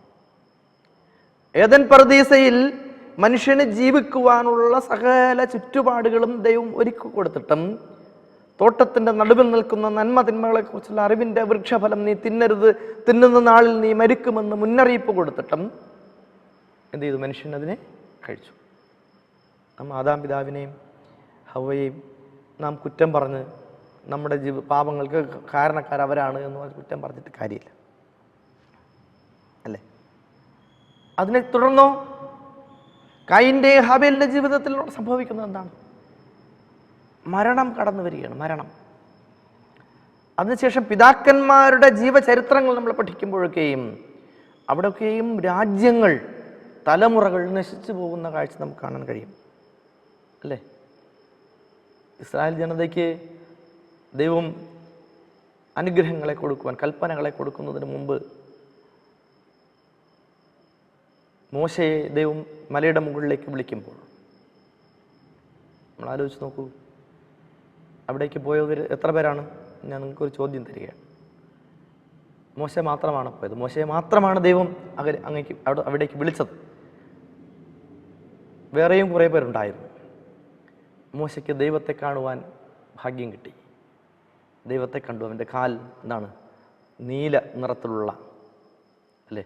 നീല നിറത്തിലുള്ള, കടൽ പോലെ നീല നിറത്തിലുള്ള ഒരു വെളിച്ചം അവന് കാണുവാൻ തക്കവണ്ണം സാധിച്ചു. ഒരു ഭയങ്കരമായ വെളിച്ചം, ദൈവത്തിൻ്റെ മുഖത്തിൻ്റെ പ്രകാശം കാണുവാൻ ഉള്ള ആ ഒരു പവർ, അതിനെ സഹിക്കുവാനുള്ള ഒരു കരുത്ത് മോശയ്ക്കുണ്ടായില്ല. പക്ഷേ നാം മനസ്സിലാക്കേണ്ടത് അതിനെ തുടർന്ന് നടക്കുന്ന സംഭവഗതികൾ, മനുഷ്യർ എങ്ങനെയൊക്കെ ദൈവത്തിനെ മറക്കുന്നു എന്നാണ് ഞാൻ പറഞ്ഞു വരുന്നത്. ദൈവത്തിനെ മറക്കുന്നത്, അവർ ദൈവത്തെ മറന്ന് ഒരു കാളക്കുട്ടിയെ ഉണ്ടാക്കി വെച്ച് ആരാധിച്ചു. അവർ ദൈവത്തെ മറന്ന് അതിനുശേഷം അവരെ നയിച്ചു വരുമ്പോൾ അവരെ ഫറവോൻ്റെ പീഡന കാലഘട്ടത്തിൽ നിന്ന് അവരെ മോചിപ്പിച്ചു കൊണ്ടുവരുമ്പോഴും അവർ ദൈവത്തെ മറന്നു. അവർക്ക് നൽകിയ സൗഭാഗ്യങ്ങളെ അവർ മറന്നു. പിതാക്കന്മാരുടെ ചരിത്രം നമ്മളിങ്ങോട്ട് പഠിച്ചു വരുമ്പോഴും അതിനുശേഷം കർത്താവ് യേശു ക്രിസ്തുവിന് ശേഷം നാം ജീവിക്കുന്ന ഇന്നത്തെ കാലഘട്ടം വരെ വരുമ്പോഴും പലപ്പോഴും ദൈവം ചെയ്ത ഉപകാരങ്ങളെക്കുറിച്ച് നമ്മൾ മറന്നു പോകുന്നുണ്ട്. പക്ഷേ വിശുദ്ധ വേദപുസ്തകം പറയുന്നു, നീതി പിന്തുടരുന്നവനെ അവൻ സ്നേഹിക്കുന്നു. അപ്പോൾ ദൈവത്തെ പ്രസാദിപ്പിക്കുക എന്ന് പറഞ്ഞാൽ എന്തിനെ പിന്തുടരുക? നീതിയെ പിന്തുടരുക. നീതിയെ പിന്തുടരുക. കാരണം നീതി കൊണ്ട് മനുഷ്യനെ സ്നേഹിക്കുന്നവനാണ് ദൈവം. നമ്മുടെ ഈ ക്വാർട്ടറിലെ പാഠത്തിൻ്റെ തലക്കെട്ടും അങ്ങനെയാണല്ലോ, സ്നേഹത്തിൻ്റെയും നീതിയുടെയും ദൈവം. അവനിൽ അന്യായമൊന്നുമില്ല. നീതിയുടെ ദൈവം. അവൻ നീതിയായത്, ന്യായമായത്, ഘനമായത് മനുഷ്യന് കൊടുക്കുന്നുണ്ട്. നീതി പിന്തുടരുന്നവനെ അവൻ സ്നേഹിക്കുന്നു. ദൈവികമായ ആനന്ദവും സ്നേഹവും പരസ്പരം നേരിട്ട് അനുഭവിച്ച് അതിലാനന്ദിക്കുന്നവനെ അവൻ സ്നേഹിക്കുന്നു. ദൈവത്തെ സ്നേഹിക്കുന്നവനെ അവൻ സ്നേഹിക്കുന്നു. ദൈവത്തെ പ്രസാദിപ്പിക്കുന്നവനെ അവൻ സ്നേഹിക്കുന്നു. എങ്ങനെ നമുക്ക് ദൈവത്തെ പ്രസാദിപ്പിക്കുവാൻ കഴിയും? നാം നേരത്തെ പറഞ്ഞതായ വാക്യം നമുക്ക് എല്ലാവർക്കും പരിചയമുള്ള വാക്യമാണ്. വെളിപ്പാട് പുസ്തകം 14-ാം അധ്യായത്തിൽ പറയുന്നത്, ദൈവത്തെ ഭയപ്പെട്ട് അവന് മഹത്വം കൊടുപ്പിൻ. ദൈവത്തെ ഭയപ്പെട്ട് അവന് മഹത്വം കൊടുപ്പിൻ. സങ്കീർത്തനങ്ങൾ 146-6 വായിക്കുമ്പോൾ അവിടെ ഇപ്രകാരം പറയുന്നു, യഹോവ നീതിമാന്മാരെ സ്നേഹിക്കുന്നു. 2 കൊരിന്ത്യർ 9-7 വായിക്കുമ്പോൾ അവിടെ ഇങ്ങനെ പറയുന്നു, സന്തോഷത്തോടെ കൊടുക്കുന്നവനെ ദൈവം സ്നേഹിക്കുന്നു. സന്തോഷത്തോടെ നാം നമ്മെ ദൈവത്തിൻ്റെ സന്നിധിയിലേക്ക് സമർപ്പിക്കണം. കാരണം നീ എനിക്ക് വിലയേറിയവനും മാന്യനും ആയ ഞാൻ നിന്നെ സ്നേഹിച്ചിരിക്കയാൽ ഞാൻ നിനക്ക് പകരം മനുഷ്യരെയും ജീവന് പകരം ജാതികളെയും കൊടുക്കുന്നു. അവൻ നമ്മെ തിരഞ്ഞെടുക്കുകയാണ്. ഞാൻ നിന്നെ പേർ ചൊല്ലി വിളിച്ചിരിക്കുന്നു, നീ എനിക്കുള്ളവൻ തന്നെ. അത്രമാത്രം വലിയ സ്നേഹം. അമ്മ സ്നേഹിക്കുന്നത് പോലെ നമ്മെ സ്നേഹിക്കുന്നവനായ നമ്മുടെ പിതാവ്, കോഴി തൻ്റെ കുഞ്ഞുങ്ങളെ അണച്ചിരിക്കുന്നത് പോലെ നമ്മെ താങ്ങുന്നവനായ നമ്മുടെ പിതാവ്, നമ്മുടെ പ്രശ്നങ്ങളിൽ, പ്രതിസന്ധികളിൽ, രോഗങ്ങളിൽ, ബുദ്ധിമുട്ടുകളിൽ, വേദനകളിൽ നമുക്ക് ആശ്വാസകനായ നമ്മുടെ പിതാവ്, അവൻ നമ്മെ സ്നേഹിക്കുന്നു. ഒരൊറ്റ കണ്ടീഷനുണ്ട് കേട്ടോ, ഒരു കണ്ടീഷനുണ്ട് അതിനെല്ലാം. കർത്താവ് യേശു ക്രിസ്തു തൻ്റെ അരികിൽ വന്നവരോടൊക്കെ ചോദിച്ചൊരു ചോദ്യമുണ്ട്, നിനക്ക് വിശ്വാസമുണ്ടോ? കർത്താവ് യേശു ക്രിസ്തു എല്ലാവരോടും പറഞ്ഞൊരു വാക്യമാണ്, വിശ്വസിക്കുക മാത്രം ചെയ്യുക. ദൈവത്തിൽ വിശ്വസിക്കുന്നുണ്ടോ? വലിയ ചോദ്യമാണ്. നമ്മൾ ചോദിച്ചു നോക്കും, നമ്മൾ സ്വയം ചോദിച്ചു നോക്കും, ഞാൻ ഉൾപ്പെടെ സ്വയം ചോദിച്ചു നോക്കും, നാം ദൈവത്തിൽ വിശ്വസിക്കുന്നുണ്ടോ? അതോ വിശ്വസിക്കുന്നു എന്ന് വെറുതെ പറയുന്നതാണോ? നമ്മുടെ വാക്കുകൾ കൊണ്ട് മാത്രമാണോ നാം ദൈവത്തിൽ വിശ്വസിക്കുന്നത്? ദൈവത്തെ പ്രസാദിപ്പിക്കുക എന്ന് പറഞ്ഞാൽ അവനെ വിശ്വസിക്കുക എന്നുള്ളതാണ്, അല്ലേ? അവനെ വിശ്വസിക്കുക എന്നുള്ളതാണ്. കാരണം നാം ഇരിക്കുന്ന കൊമ്പ് എന്ന് പറയുന്നത് യഹോവയായ ദൈവം ആയിരിക്കണം. നമ്മുടെ ചിറകുകൾ എന്ന് പറയുന്നത് യഹോവയായ ദൈവം ആയിരിക്കണം. നമ്മുടെ ജീവിതത്തിന് ദൈവം നൽകുവാൻ ആഗ്രഹിക്കുന്നതെല്ലാം അവൻ വളരെ വൈകാരികമായിട്ടാണ് ദൈവം നമ്മോട് ഇടപെടുന്നത്. വളരെ വൈകാരികമായി. അവൻ്റെ സ്നേഹം അത്രത്തോളം വലുതാണ്. തൻ്റെ പ്രിയപുത്രനെ കാൽവരിയിൽ യാഗമാക്കി അവൻ വളരെയധികം വേദനയോടുകൂടിയാണ് അത് ചെയ്തത്. ഒരു പിതാവും അങ്ങനെ ചെയ്യില്ല. വളരെ വേദനയോടുകൂടിയാണ് തൻ്റെ പുത്രനെ കാൽവരിയിൽ യാഗമാക്കി നമ്മെ ഓരോരുത്തരെയും വീണ്ടെടുത്തത്. എന്തിനു വേണ്ടിയിട്ടാണ് നമ്മൾ ചിന്തിക്കുക? നമ്മളെ വീണ്ടെടുക്കുവാൻ വേണ്ടിയിട്ടാണ്. അപ്പോഴും മനുഷ്യൻ പറയുന്നത് എന്താണ്? വിശുദ്ധ വേദപുസ്തകത്തിൽ പറയുന്നത് ദൈവമില്ല എന്ന് മൂഢൻ തൻ്റെ ഹൃദയത്തിൽ പറയുന്നു. ദൈവമില്ല എന്ന് പറയുന്നിടത്ത് അല്ലേ, ദൈവമില്ല എന്ന് പറയുന്നത്, ഞാനൊരു വാക്യം വായിക്കുവാൻ ആഗ്രഹിക്കുകയാണ്. അതായത് ഗലാത്യർക്കെഴുതിയ ലേഖനം 6-ാം അധ്യായത്തിൻ്റെ 7-ാമത്തെ വാക്യം ഇങ്ങനെ പറയുന്നു: വഞ്ചനപ്പെടാതിരിപ്പിൻ, ദൈവത്തെ പരിഹസിച്ചുകൂടാ, മനുഷ്യൻ വിതയ്ക്കുന്നത് തന്നെ കൊയ്യും. ജഡത്തിൽ വിതയ്ക്കുന്നവൻ ജഡത്തിൽ നാശം കൊയ്യും, ആത്മാവിൽ വിതയ്ക്കുന്നവൻ ആത്മാവിൽ നിന്ന് നിത്യജീവനെ കൊയ്യും. ദൈവത്തെ പരിഹസിക്കുന്ന എത്രയോ മനുഷ്യരുള്ള ലോകത്താണ് നമ്മൾ ജീവിക്കുന്നത്. ദൈവമില്ല എന്ന് പറയുന്നവരുടെ ലോകത്താണ് ജീവിക്കുന്നത്. ദൈവത്തിന് പകരം വിഗ്രഹങ്ങളെ ഉണ്ടാക്കി വെച്ച് ആരാധിക്കുന്നവരുടെ മുമ്പിലാണ് നാം ജീവിക്കുന്നത്. കല്ലും മരങ്ങളും തടികളും കൊണ്ടുണ്ടാക്കിയ, ലോഹങ്ങളും കൊണ്ടുണ്ടാക്കിയ, മിണ്ടാനോ പറയാനോ കഴിയാത്ത വിഗ്രഹങ്ങളുടെ മുമ്പിൽ ചെന്ന് നിന്ന് അതാണ് ദൈവമെന്ന് പറഞ്ഞ് കുമ്പിടുന്നവരുടെ ലോകത്താണ് നാം ജീവിക്കുന്നത്. ദൈവം നമ്മോട് പറഞ്ഞ ദൈവം ലോകത്തോട് പറഞ്ഞ, ദൈവം ഇസ്രായേലിനോട് പറഞ്ഞ, ദൈവം സിയോനോട് പറഞ്ഞ ഒന്നാമത്തെ കൽപ്പന എന്താണ്? ഞാനല്ലാതെ അന്യദൈവങ്ങൾ നിങ്ങൾക്ക് ഉണ്ടാകരുത്. മീതെ സ്വർഗത്തിലെങ്കിലും താഴെ ഭൂമിയിലെങ്കിലുമുള്ള യാതൊന്നിനെയും നമസ്കരിക്കരുത്. വെളിപ്പാട് പുസ്തകത്തിൽ, പ്രവചനത്തിൽ കർത്താവ് യേശു ക്രിസ്തു പറയുന്നത് എന്താണ്? ദൈവത്തെ ഭയപ്പെട്ട് അവന് മഹത്വം കൊടുപ്പിൻ, അവൻ്റെ ന്യായവിധിയുടെ നാഴിക വന്നിരിക്കുന്നു, ആകാശവും ഭൂമിയും സമുദ്രവും നീറുകളും ഉണ്ടാക്കിയവനെ നമസ്കരിപ്പിൻ എന്നാണ്. അതുകൊണ്ട് നാം ഒരിക്കലും വഞ്ചനപ്പെടാതിരിപ്പിൻ, ദൈവത്തിനെ പരിഹസിക്കരുത്. അവനിൽ നിന്ന് അനുഗ്രഹം നേടാൻ അവനെ സ്തുതിക്കുകയത്രേ വേണ്ടത്. നാം വിശ്വാസത്തോടുകൂടി നാം ദൈവത്തിൻ്റെ സന്നിധിയിലേക്ക് കടന്നു ചെല്ലണം. വിവിധ പരീക്ഷകളിൽ നാം ഏർപ്പെടുമ്പോഴും നാം വിശ്വാസത്തോടുകൂടി ദൈവത്തിൻ്റെ സന്നിധിയിൽ നിൽക്കുകയത്രേ വേണ്ടത്.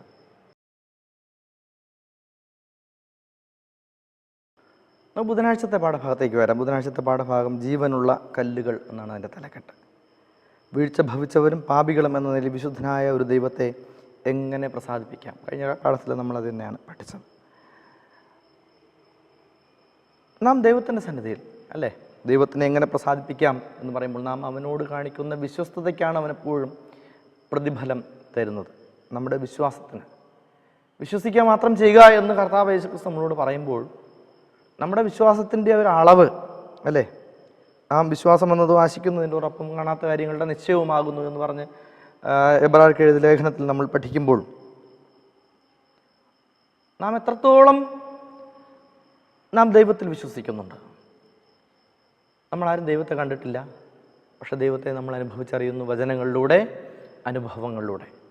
നാം ആരും കർത്താവ് യേശു ക്രിസ്തുവിനെ കണ്ടിട്ടില്ല, അവൻ ജീവിച്ചിരുന്ന കാലഘട്ടത്തിലല്ല നമ്മൾ ജീവിക്കുന്നത്, പക്ഷെ അവനെ നാം വചനത്തിലൂടെ പഠിക്കുന്നു, നാം അനുഭവിക്കുന്നു. കർത്താവ് യേശു ക്രിസ്തു വീണ്ടും വരും, നമ്മെ രക്ഷിക്കുവാൻ വേണ്ടി നമ്മൾ വിശ്വസിക്കുന്നു.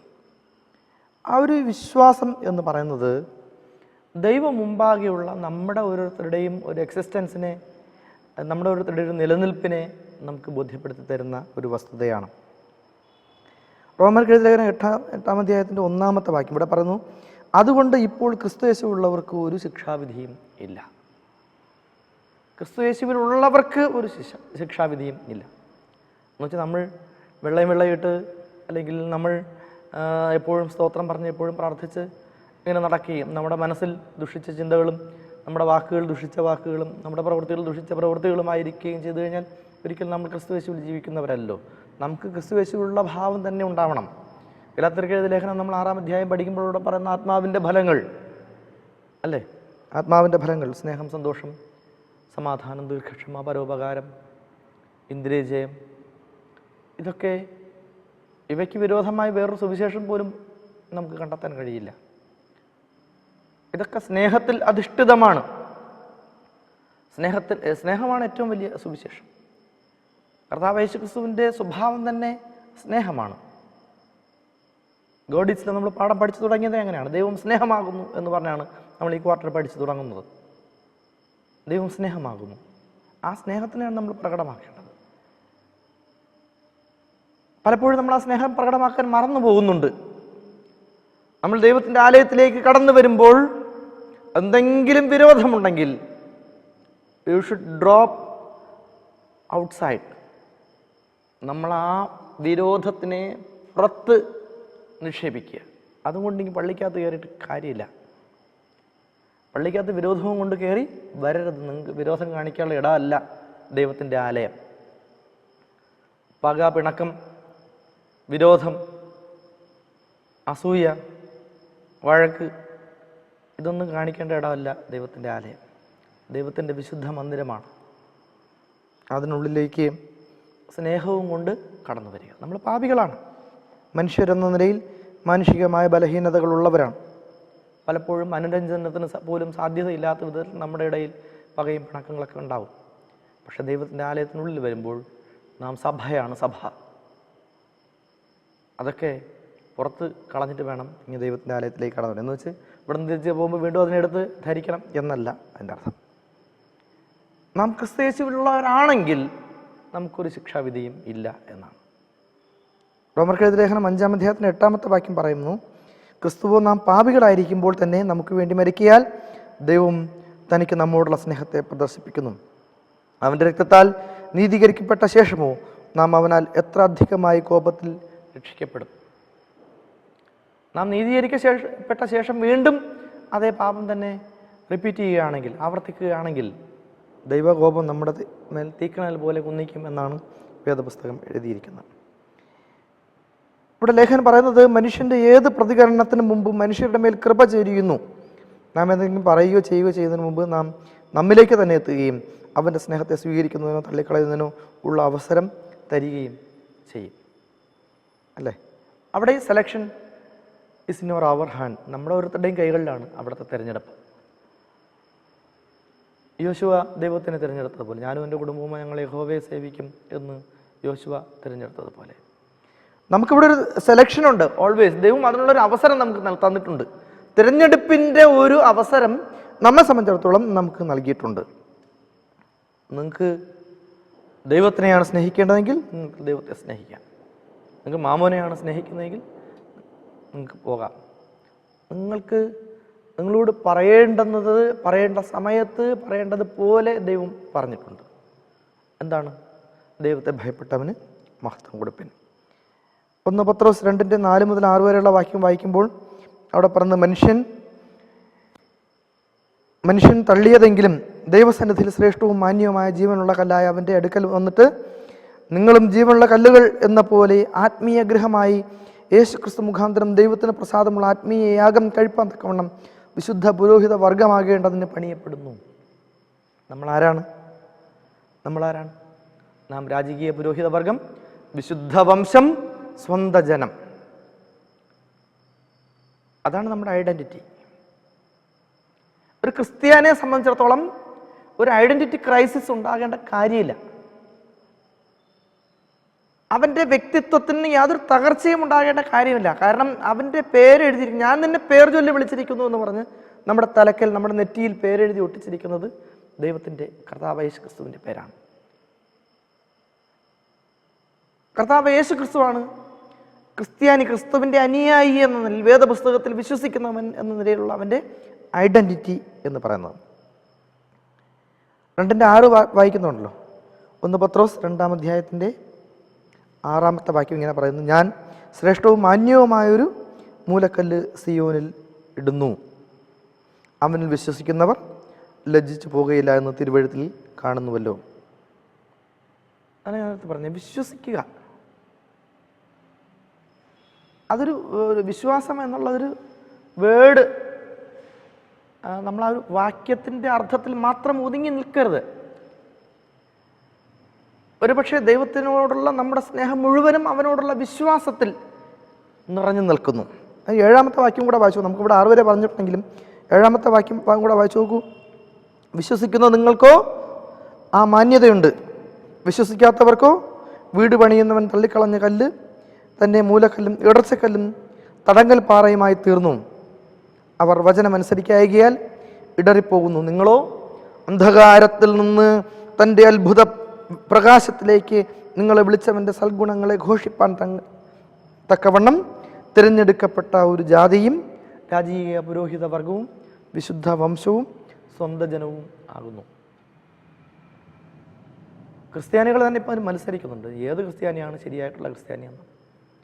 വേദപുസ്തകം നമ്മെ പഠിപ്പിക്കുന്നത് നിങ്ങൾ രാജകീയ പുരോഹിത വർഗവും, നിങ്ങളോ നിങ്ങളെ അന്ധകാരത്തിൽ നിന്ന് തൻ്റെ അത്ഭുത വെളിച്ചത്തിലേക്ക് വിളിച്ചവൻ്റെ സദ്ഗുണങ്ങളെ ഘോഷിപ്പാൻ തക്കവണ്ണം. ആരാണത്? നമ്മളെ അന്ധകാരത്തിൽ നിന്ന് അത്ഭുത വെളിച്ചത്തിലേക്ക് വിളിച്ചവൻ ഗുരുവായവൻ, റബ്ബി, കർത്താവായ യേശു ക്രിസ്തു. കഴിഞ്ഞ ക്വാർട്ടറിൽ പാഠം പഠിച്ച സമയത്തും ഞാൻ ഇത് പറയുകയുണ്ടായി. ഗുരു എന്ന വാക്കിൻ്റെ അർത്ഥം ഗു ശബ്ദം താൻ അന്ധകാരം, രു ശബ്ദം താൻ രോധം. അന്ധകാരത്തിനെ തടയുന്നവൻ, നമ്മുടെ അറിവില്ലായ്മയെ തടയുവൻ, നമ്മിലെ പൈശാചികതയെ തടയുന്നവൻ. അന്ധകാരത്തിൽ നിന്ന് അവൻ്റെ അത്ഭുത വെളിച്ചത്തിലേക്ക് അത്ഭുത പ്രകാശത്തിലേക്ക് നിങ്ങളെ വിളിച്ചവൻ്റെ സൽഗുണങ്ങളെ ഘോഷിപ്പാൻ തക്കവണ്ണം. അതാണ് സെലക്ഷൻ. അതാണ് ഞാൻ നമ്മളോട് പറഞ്ഞത്. ദൈവം നമ്മെ തിരഞ്ഞെടുത്തിരിക്കുന്നു എങ്കിൽ എന്താണ് ആ സെലക്ഷൻ? എന്തിനാണ്? നമ്മളെ കൊണ്ട് എന്താണ് ദൈവത്തിന് ആവശ്യം? അല്ലേ, നമ്മളെ കൊണ്ട് എന്താണ് ദൈവത്തിന് ആവശ്യം? ദൈവത്തിൻ്റെ ആലയത്തിൽ നമ്മൾ വരുമ്പോൾ നമ്മൾ ദൈവത്തോട് ചോദിക്കണം, ദൈവമേ എന്നെ കൊണ്ട് എന്താണ് നിനക്ക് ആവശ്യം? ശമൂവേൽ ബാലനോട് ഏലി പ്രവാചകൻ പറഞ്ഞതായ കഥ നമുക്കറിയാം. ദൈവത്തിൻ്റെ വിളി കേൾക്കുമ്പോൾ അപ്പാ പിതാവേ ഞാനിതാ എന്ന് തിരികെ മറുപടി പറയണം. അല്ലേ, ആ വിളി എന്താണ്? അതെ, നമ്മുടെ ഓരോരുത്തരെയും വിളിക്കുമ്പോൾ നാം ദൈവത്തിൻ്റെ ആലയത്തിൽ കടന്നു വന്ന് അവനോട് പ്രാർത്ഥിക്കുകയും അവനോട് യാചിക്കുകയും ചെയ്യുമ്പോൾ നമ്മുടെ ശബ്ദം അവൻ കേട്ടിട്ട് അവൻ നമ്മെ പേർ ചൊല്ലി വിളിക്കും. അപ്പം നമുക്ക് സംശയം ഉണ്ടാകും, നമ്മുടെ പേര് ദൈവത്തിന് അറിയാമോ? നമ്മുടെ പേര് ദൈവത്തിന് അറിയാമോ? ഇതിനു മുമ്പ് ഒരിടത്ത് ഇങ്ങനെ സംസാരിക്കുന്ന സമയത്ത് ഞാൻ ചോദിച്ചു, നമ്മുടെ പേര് ദൈവത്തിന് അറിയാം. ഞാൻ നിന്നെ പേർ ചൊല്ലി വിളിച്ചിരിക്കുന്നു, നീ എനിക്കുള്ളവൻ തന്നെ. ഞാൻ നിന്നെ എങ്ങനെ വിളിച്ചിരിക്കുന്നു? അവൻ്റെ സദ്ഗുണങ്ങളെ ഘോഷിപ്പാൻ തക്കവണ്ണം തിരഞ്ഞെടുക്കപ്പെടുത്ത ഒരു ജാതിയായി, രാജകീയ പുരോഹിത വർഗമായി, വിശുദ്ധ വംശമായി, സ്വന്തം ജനമായി തിരഞ്ഞെടുത്തിരിക്കുന്നു. അതാണ് നമ്മുടെ തലക്കെട്ട് പറയുന്നത്. നമ്മളെങ്ങനെയാണ്? ജീവനുള്ള കല്ലുകളായിട്ടാണ് ദൈവം തിരഞ്ഞെടുത്തിരിക്കുന്നത്, ജീവനുള്ള കല്ലുകളായിട്ട്. ഇവിടെ ദൈവത്തിൻ്റെ ഇടപെടലില്ലാതെ ദൈവത്തിന് വിലപ്പെട്ടതൊന്നും കൊണ്ടുവരുവാൻ വീഴ്ച ഭവിച്ച മനുഷ്യൻ പ്രാപ്തനല്ല. കുറേ വാക്യങ്ങൾ 1 പത്രോസ് 2:5 ദൈവത്തിന് പ്രസാദകരമായ ആത്മീയ യാഗമായി സമർപ്പിക്കുക. എബ്രായർ 11:6 പറയുന്ന ക്രിസ്തുവിന് മധ്യസ്ഥതയിലൂടെ നിങ്ങളെ അവൻ്റെ ഇഷ്ടം ചെയ്യുവാൻ തക്കവണ്ണം എല്ലാ നന്മയിലും യഥാസ്ഥാനപ്പെടുത്തിയിരിക്കുന്നു. എബ്രായർ 13:21 വായിക്കുന്നു, വിശ്വാസത്തിൽ ദൈവത്തോട് പ്രതികരിക്കുന്നവരായി തീരുവാൻ തക്കവണ്ണം ദൈവം തിരഞ്ഞെടുത്തിരിക്കുന്നു. ക്രിസ്തുവിൻ്റെ സ്നേഹനിർഭരമായ അഭിപ്രായത്തോട് പ്രതികരിക്കുന്നവരായിരിക്കുവാൻ നമ്മെ തിരഞ്ഞെടുത്തിരിക്കുന്നു. ലൂക്കോസ് 20:35 അവൻ്റെ സ്വരൂപത്തിൽ നാം രൂപാന്തരപ്പെടുന്നു. സ്വർഗത്തിൽ നടക്കുന്ന ക്രിസ്തുവിൻ്റെ മധ്യസ്ഥതയുടെ ആ ഒരു ആശയം ദൈവം എന്താണ് ചെയ്യുന്നത്? അവിടെ നമ്മെ പേർ ചൊല്ലി വിളിച്ചിട്ട് കർത്താവ് യേശു ക്രിസ്തു നമുക്ക് വേണ്ടി സ്വർഗത്തിൽ ദൈവത്തിൻ്റെ വലത് ഭാഗത്ത് നിന്ന് വാഗ്വാദം ചെയ്യുന്നുണ്ട്. ഞാൻ ജയിക്കുന്നവന് ഞാൻ എന്നോടൊപ്പം ഇരിപ്പാൻ. നമ്മൾ എന്ത് ചെയ്യണം? നമ്മൾ ജയിക്കണമെങ്കിൽ എന്താണ്? ഞാൻ ശ്രേഷ്ഠവും മാന്യവുമായൊരു മൂലക്കല്ല് സിയോനിലിടുന്നു, അവനിൽ വിശ്വസിക്കുന്നവർ ലജ്ജിച്ചു പോകില്ല. അവനിൽ വിശ്വസിക്കുന്നവർ മാത്രമേ എന്ത് ചെയ്യുള്ളൂ? ജയിക്കുകയുള്ളൂ. കർത്താവ് യേശു ക്രിസ്തുവിൽ വിശ്വസിക്കുക. നമ്മെ അവനെന്ത് ചെയ്യുകയാണ്? തിരഞ്ഞെടുത്തിരിക്കുകയാണ്. പിശാചുമായി സാത്താനുമായി ഒരു അനുരഞ്ജന ചർച്ചയൊന്നും നടത്തിയിട്ടൊന്നും അല്ല ദൈവം നമ്മെ തിരഞ്ഞെടുക്കുന്നത്. He is fighting for us. അവൻ നമുക്ക് വേണ്ടി പോരാട്ടം നടത്തുകയാണ്. പിശാച് വെറുതെ ഇരിക്കുകയാണോ നാം? ഇല്ല, അവനും പോരാട്ടം നടത്തുകയാണ്. അവനെ തകർത്തെറിഞ്ഞ് നമ്മെ ജീവൻ്റെ വഴിയിലേക്ക് കൊണ്ടുവരുവാൻ, ദൈവത്തിൻ്റെ സന്നിധിയിലേക്ക് കൂട്ടിച്ചേർക്കുവാൻ വലിയവനായ ദൈവം ആഗ്രഹിക്കുന്നു. ജീവനുള്ള കല്ലുകൾ ആക്കി തീർക്കുവാൻ ദൈവം ആഗ്രഹിക്കുന്നു എന്നാണ് ഈ ഭാഗം നമ്മെ പഠിപ്പിക്കുന്നത്.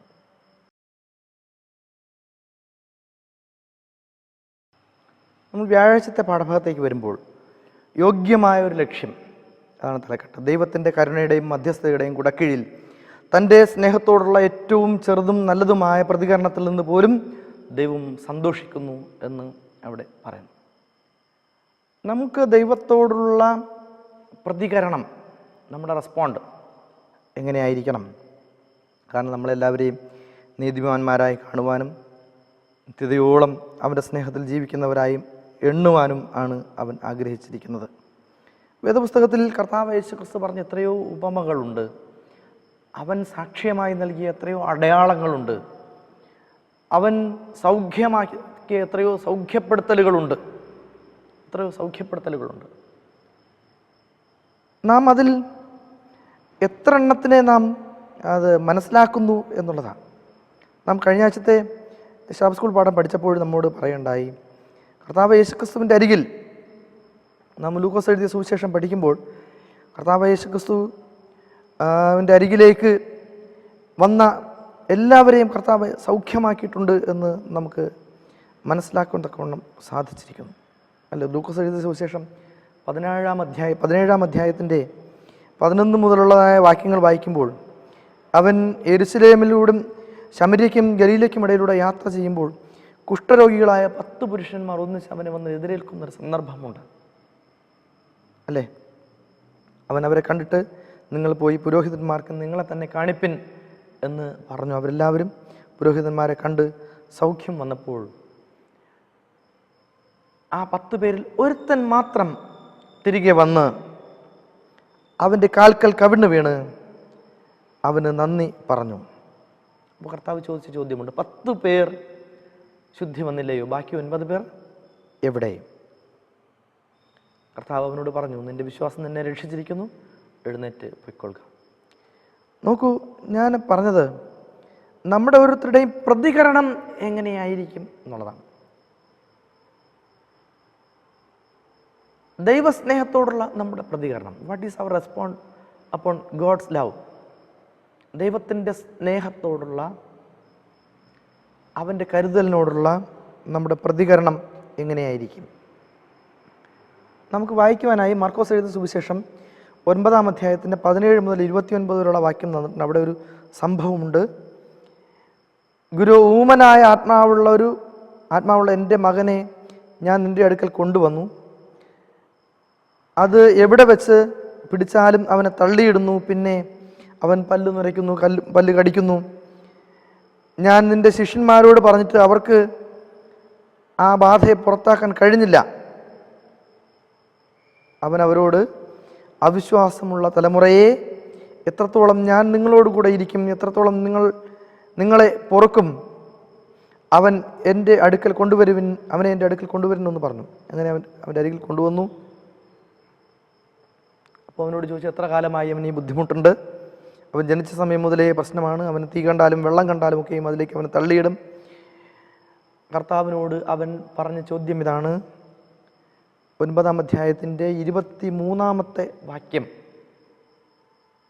മനുഷ്യരുടെ ചിന്തകൾ എന്ന് ഞാൻ നമ്മളോട് പറഞ്ഞത്, നാം ദൈവത്തിൻ്റെ അരികിലേക്ക് വരുമ്പോൾ, നാം ദൈവത്തിൻ്റെ അരികിൽ ഒരു പ്രാർത്ഥന സമർപ്പിക്കുമ്പോൾ, വേദപുസ്തകം പറയുന്നു, നിങ്ങൾ ദൈവത്തിൻ്റെ അരികിൽ വന്ന് പ്രാർത്ഥിക്കുമ്പോൾ നിങ്ങൾ പ്രാർത്ഥിക്കുന്ന കാര്യം നിങ്ങൾക്ക് ലഭിച്ചു എന്ന് വിശ്വസിച്ച് നിങ്ങൾ പ്രാർത്ഥിക്കുവിൻ. നാം ദൈവത്തിന് കൈക്കൂലി കൊടുക്കേണ്ടതായ കാര്യമില്ല. നമ്മൾ ഈ പാഠം ആരംഭിച്ചപ്പോൾ പിതാവായവൻ്റെ അരികിലേക്ക് ഒരു 5 വയസ്സുകാരൻ ഒരു സമ്മാനപ്പൊതിയുമായി വരുമ്പോൾ ആ പിതാവ് അവനോട് പ്രതികരിച്ചത്, മോനെ, നീ ഈ സമ്മാനപ്പൊതി എവിടെ നിന്ന് കൊണ്ടുവന്നിരുന്നാലും അത് എൻ്റെതാണ്. ഒന്നുകിൽ എൻ്റെ പേഴ്സിൽ നിന്നെടുത്ത് വാങ്ങിയതാണ്, അതല്ലെങ്കിൽ ഞാൻ വാങ്ങി വെച്ചിരിക്കുന്ന എന്തെങ്കിലും സമ്മാനം നീ പൊതിഞ്ഞു കൊണ്ടുവന്നതാണ്.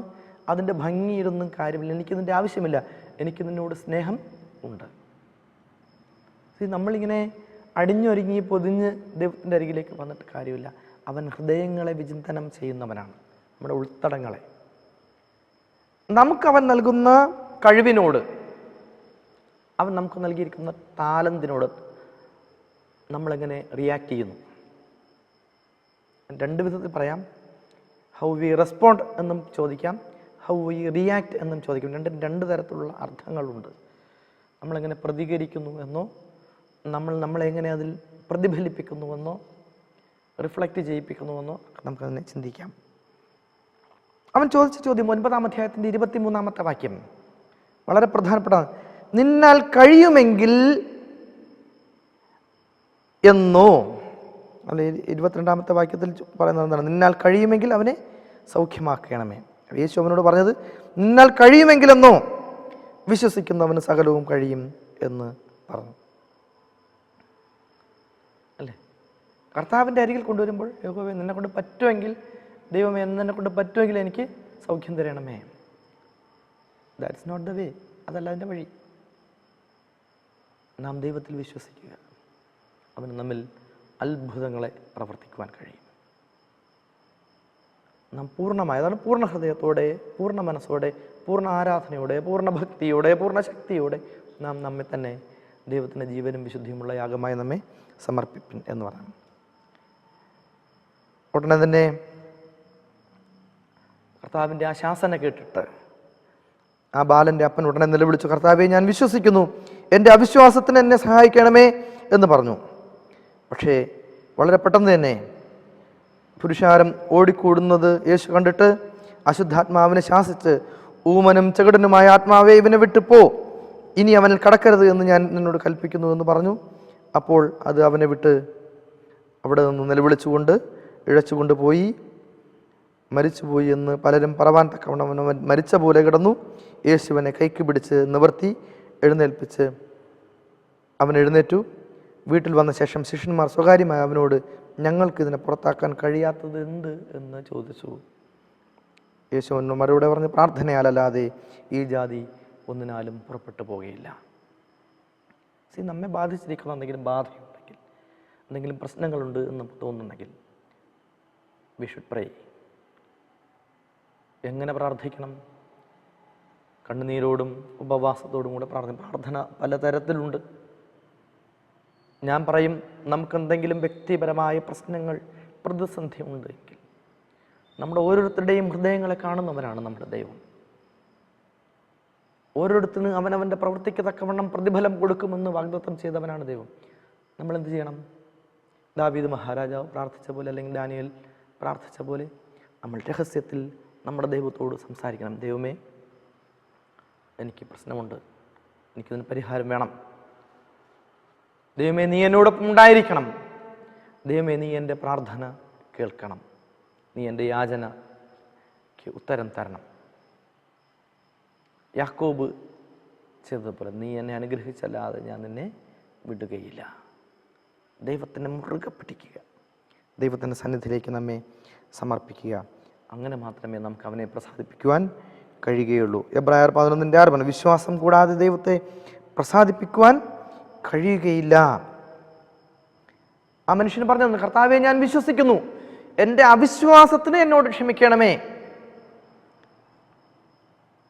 ദൈവത്തിൻ്റെ സന്നിധിയിലേക്ക് നാം, നമ്മുടെ ഒരു ലക്ഷ്യം ആരായിരിക്കണം? ദൈവം ആയിരിക്കണം. ഇവിടെ കുറേ വാക്യങ്ങൾ തന്നിട്ടുണ്ട്. 2 കൊരിന്ത്യർ 5:9, 10, കൊലോസ്യർ 1:10, 1 തെസ്സലോനിക്കർ 4:1, എബ്രായർ 11:5. ഈ വാക്യങ്ങളൊക്കെ ഒന്ന് വായിച്ചു നോക്കും. നാം സ്നേഹിക്കുന്നവരുടെ ഏറ്റവും നല്ല താല്പര്യങ്ങൾ ഉൾപ്പെടുത്തുവാൻ, നമ്മുടെ താല്പര്യങ്ങൾ രൂപാന്തരപ്പെടുത്തുവാനും, നമ്മുടെ സ്നേഹം മറ്റുള്ളവരിലേക്ക് എത്തുന്നതിനുമായി വിപുലീകരിക്കുവാനും നാം ദൈവത്തോട് അപേക്ഷിക്കണം. വിശുദ്ധ വേദപുസ്തകം പറയുന്നത് എന്താണ്? സഹോദരപ്രീതിയിൽ തമ്മിൽ സ്ഥായിപ്പുണ്ട്, ബഹുമാനിക്കുന്നതിൽ അന്യോന്യം മുന്നിട്ടുകൊള്ളുവിൻ. നമുക്കില്ലാത്തൊരു പ്രശ്നമാണത്, അല്ലേ? ബഹുമാനിക്കുന്നതിൽ അന്യോന്യം മുന്നിട്ടുകൊള്ളുവിൻ എന്ന് ഇംഗ്ലീഷുകാരൻ നമ്മോട് പറഞ്ഞു, give respect and take respect. ബഹുമാനം കൊടുത്ത് ബഹുമാനം വാങ്ങിക്കണം. ബഹുമാനം മാത്രമല്ല, സ്നേഹവും അങ്ങനെ തന്നെയാണ്. സ്നേഹം കൊടുത്താൽ മാത്രമേ സ്നേഹം തിരികെ കിട്ടുകയുള്ളൂ. നമ്മളൊരുത്തനോട് വയറ് നിറച്ച് വഴക്കും കൊടുത്തിട്ട് അവൻ എന്നെ സ്നേഹമില്ല എന്ന് പറഞ്ഞിട്ട് വല്ല കാര്യമുണ്ടോ? ഇല്ല. ഒരുത്തനോട് കലഹിച്ചിട്ട് അവൻ എന്നെ ബഹുമാനിക്കുന്നില്ല എന്ന് പറയുന്നതിൽ അർത്ഥമുണ്ടോ? ഇല്ല. അതാരാണ്? എല്ലാ മനുഷ്യരും ദൈവത്തിൻ്റെ സന്നിധിയിൽ തുല്യരാണ്. നമ്മൾ ഈ പാഠം ആരംഭിച്ച സമയത്ത് തന്നെ അത് പറഞ്ഞു. പണ്ഡിതനെന്നില്ല, പാമരനെന്നില്ല, സുന്ദരനെന്നില്ല, വിരൂപനെന്നില്ല, സമ്പന്നനെന്നില്ല, ദരിദ്രനെന്നില്ല. ദൈവത്തിന് മുഖപക്ഷമില്ല. എല്ലാവരും ദൈവത്തിൻ്റെ സന്നിധിയിൽ ഒരുപോലെയാണ്. നാം അവനെ എങ്ങനെ സ്വീകരിക്കുന്നു, നാം അവനെ എങ്ങനെ ലക്ഷ്യമാക്കി നമ്മുടെ മുമ്പിൽ വെച്ചിരിക്കുന്നു എന്നുള്ളതാണ് പ്രധാനം. ആ ഒരു വിശ്വാസം, യോഗ്യമായ ഒരു വിശ്വാസം നമുക്ക് നിലനിർത്താൻ കഴിയുന്നുണ്ടോ എന്നുള്ളതാണ് ഈ പാഠം അവസാനിക്കുമ്പോൾ, ഈ വ്യാഴാഴ്ചത്തെ പാഠം അവസാനിക്കുമ്പോൾ നമ്മുടെ മുമ്പിൽ വയ്ക്കുന്നതായ വളരെ പ്രധാനപ്പെട്ട ഒരു ചോദ്യം.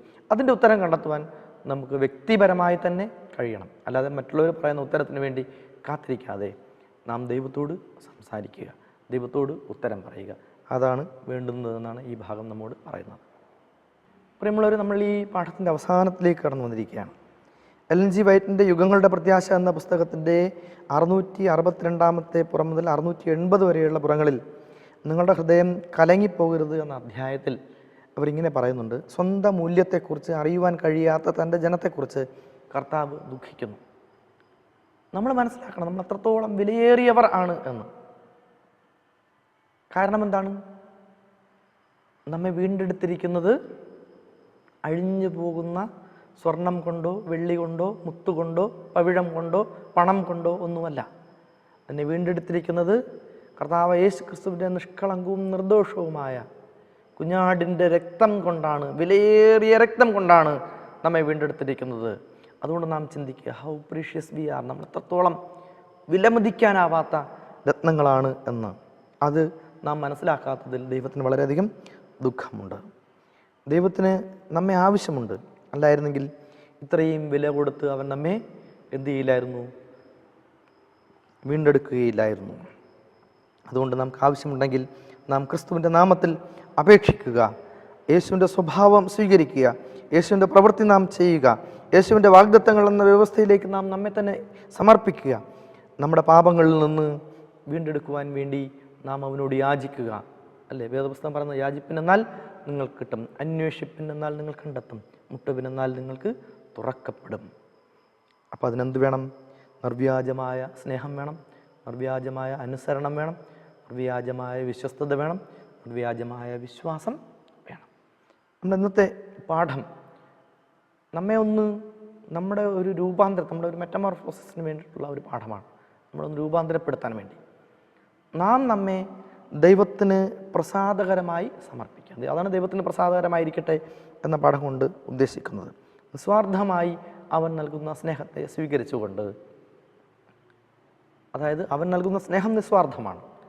അതിനെ നാം അത്രത്തോളം സ്വാർത്ഥതയില്ലാത്തവരായി തന്നെ, നിസ്വാർത്ഥമായി തന്നെ നാം അതിനെ സ്വീകരിച്ചുകൊണ്ട്, ദൈവകൽപ്പന യേശുവിൻ്റെ വിശ്വാസം കാത്തുകൊള്ളുന്ന വിശുദ്ധന്മാരുടെ കൂട്ടായ്മ ആചരിച്ചുകൊണ്ട്, പരസ്പര സ്നേഹത്തിൽ, പരസ്പരം സൗഹൃദത്തിൽ, പരസ്പരം ആരാധനയിൽ കർത്താവ് യേശു ക്രിസ്തുവിനെ മുന്നിൽ നിർത്തി അവൻ തന്നെ ലക്ഷ്യമായി ജീവനുള്ള കല്ലുകളായി മാറിക്കൊണ്ട് ദൈവത്തിന് പ്രസാദമുള്ള, ജീവനും വിശുദ്ധിയുമുള്ള യാഗമായി നമ്മെ സമർപ്പിക്കുക. ദൈവം നമ്മെല്ലാവരെയും അനുഗ്രഹിക്കുമാറാകട്ടെ എന്ന് ആത്മാർത്ഥമായി പ്രാർത്ഥിച്ചുകൊണ്ട് ഈ പാഠഭാഗം അവസാനിപ്പിക്കും. ദൈവം നമ്മെല്ലാവരെയും കരുതുമാറാകട്ടെ. ആമേൻ. നമുക്ക് പ്രാർത്ഥിക്കാം. സ്വർഗത്തിലെ വലിയ ദൈവമേ, ശ്രേഷ്ഠമായ വചനങ്ങൾ നൽകിയതിനായ നന്ദിയോള ഹൃദയത്തോടെ അങ്ങ് വാഴ്ത്തുന്നു. പിതാവേ, അങ്ങ് അടിയങ്ങൾ എത്രമാത്രം സ്നേഹിക്കുന്നു. യഹോവേ, നിൻ്റെ സ്നേഹം, കർത്താവേ, നിൻ്റെ സ്നേഹം അപ്രമേയവും അഗോചരവുമാണ് എന്നടിയങ്ങൾ മനസ്സിലാക്കുന്നു. യഹോവേ, അത്ര വലിയ സ്നേഹം കൊണ്ട് നീ അടിയങ്ങളെ സ്നേഹിച്ചിരിക്കുന്നു. അതിനെ ഒന്നുകൊണ്ടും ഒരു മനുഷ്യനും ഒരു പാണ്ഡിത്യം കൊണ്ടും ഒരു അറിവ് കൊണ്ടും ഒരു സമ്പന്നത കൊണ്ടും അളക്കുവാൻ കഴിയാത്ത നിൻ്റെ തീക്ഷ്ണമായ ആ സ്നേഹത്തിന് മുന്നിൽ പിതാവെ അടിയങ്ങളെ തന്നെ സമർപ്പിച്ചുകൊണ്ട് വിശ്വാസത്തോടുകൂടെ യഹോവേ, നിൻ്റെ പാതാരബന്ധങ്ങളിൽ അടിയങ്ങളെ സമർപ്പിക്കുവാൻ അങ്ങോട്ട് വരുത്തിയിരിക്കണം. നിങ്ങളുടെ സ്തോത്രം. ഈ വചനം പഠിപ്പിക്കുവാനും അടിയനാരോഗ്യത്തെ നൽകിയതിനായ സ്തോത്രം. പിതാവേ, ശാരീരിക അസ്വസ്ഥതകളും പ്രയാസങ്ങളും ഉണ്ടായിരുന്നുവെങ്കിലും നിൻ്റെ സന്നിധിയിൽ ബലത്തോടെ നിൽപ്പാൻ അങ്ങോട്ട് വരുത്തിയല്ലോ. കർത്താവേ, ഇത് കേട്ട് അങ്ങയുടെ വചനത്തെ ധ്യാനിക്കുന്നതായ നിൻ്റെ മക്കളെല്ലാവരും തിരുക്കരങ്ങൾ സമർപ്പിക്കുന്നു. സകല ജാതിയും ഭാഷയും ഗോത്രവും വംശവുമായവരുടെ അറിയിക്കുന്നതായ ഈ നിത്യ സുവിശേഷം അവർ ദൈവത്തെ ഭയപ്പെട്ട് അങ്ങയിൽ വിശ്വസിച്ചുകൊണ്ട്, അങ്ങയിൽ പൂർണ്ണമായി സമർപ്പിച്ചുകൊണ്ട്, അങ്ങ് തന്നെ ലക്ഷ്യമായിക്കൊണ്ട് ജീവനുള്ള കല്ലുകളായി മാറുവാൻ ഇടവരുത്തുമാറാകണമേ. ഇതാ വേദൻ ടി വി തിരുക്കരങ്ങൾ സമർപ്പിക്കുന്നു. ഇതിന് ചുക്കാൻ പിടിക്കുന്ന പ്രിയപ്പെട്ട എല്ലാവരും തിരുക്കരങ്ങൾ സമർപ്പിക്കുന്നു. പ്രത്യേകിച്ച് പിതാവേ, വിദേശ രാജ്യങ്ങളിൽ ആയിരുന്നുകൊണ്ട് അടിയങ്ങളുടെ പ്രവർത്തനത്തിനെ സഹായിക്കുന്ന കുടുംബങ്ങളെ ഓർക്കുന്നു. പ്രത്യേകിച്ച് അമേരിക്കയിൽ പിതാവേ, വിവിധ പ്രദേശങ്ങളിൽ പ്രകൃതിക്ഷോഭങ്ങളാൽ, കാട്ടുതീയാലൊക്കെ ബുദ്ധിമുട്ടുന്ന, പ്രയാസം അനുഭവിക്കുന്ന അടിയങ്ങളെ പ്രിയപ്പെട്ട എല്ലാവരെയും തിരുക്കരങ്ങൾ നൽകുന്നു. നിൻ്റെ കോപത്തിൽ നിന്ന് പിതാവേ അവർക്ക് പിതാവേ അങ്ങയുടെ ക്ഷമ നൽകി, അങ്ങയുടെ സ്നേഹം നൽകി സൂക്ഷിക്കുമാറാകണമേ. അടിയങ്ങളും പാപികളാണ് ദൈവമേ. പിതാവെങ്കിലും അങ്ങയുടെ സ്നേഹത്തിൽ, അങ്ങയുടെ കരുതൽ അടിയങ്ങൾ ജീവിക്കുന്നതിനായ നന്ദിയുള്ള സ്തോത്രം. സ്നേഹം കൊണ്ട് നിറച്ചിരിക്കാൻ സ്തോത്രം. ഒരിക്കൽ കൂടി സകല ജനത്തിനെയും തിരുക്കരങ്ങൾ സമർപ്പിക്കുന്നു. അങ്ങയുടെ സ്നേഹം കൊണ്ട് നിറയ്ക്കുമാറാകണമേ, സൂക്ഷിക്കുമാറാകണമേ. പ്രാർത്ഥന കേട്ട് അനുഗ്രഹിച്ചിരിക്കാൻ സ്തോത്രം. യേശു ക്രിസ്തുവിൻ നാമത്തിൽ താഴ്മയായി ചോദിക്കുന്നു പ്രിയ പിതാവേ. ആമേൻ.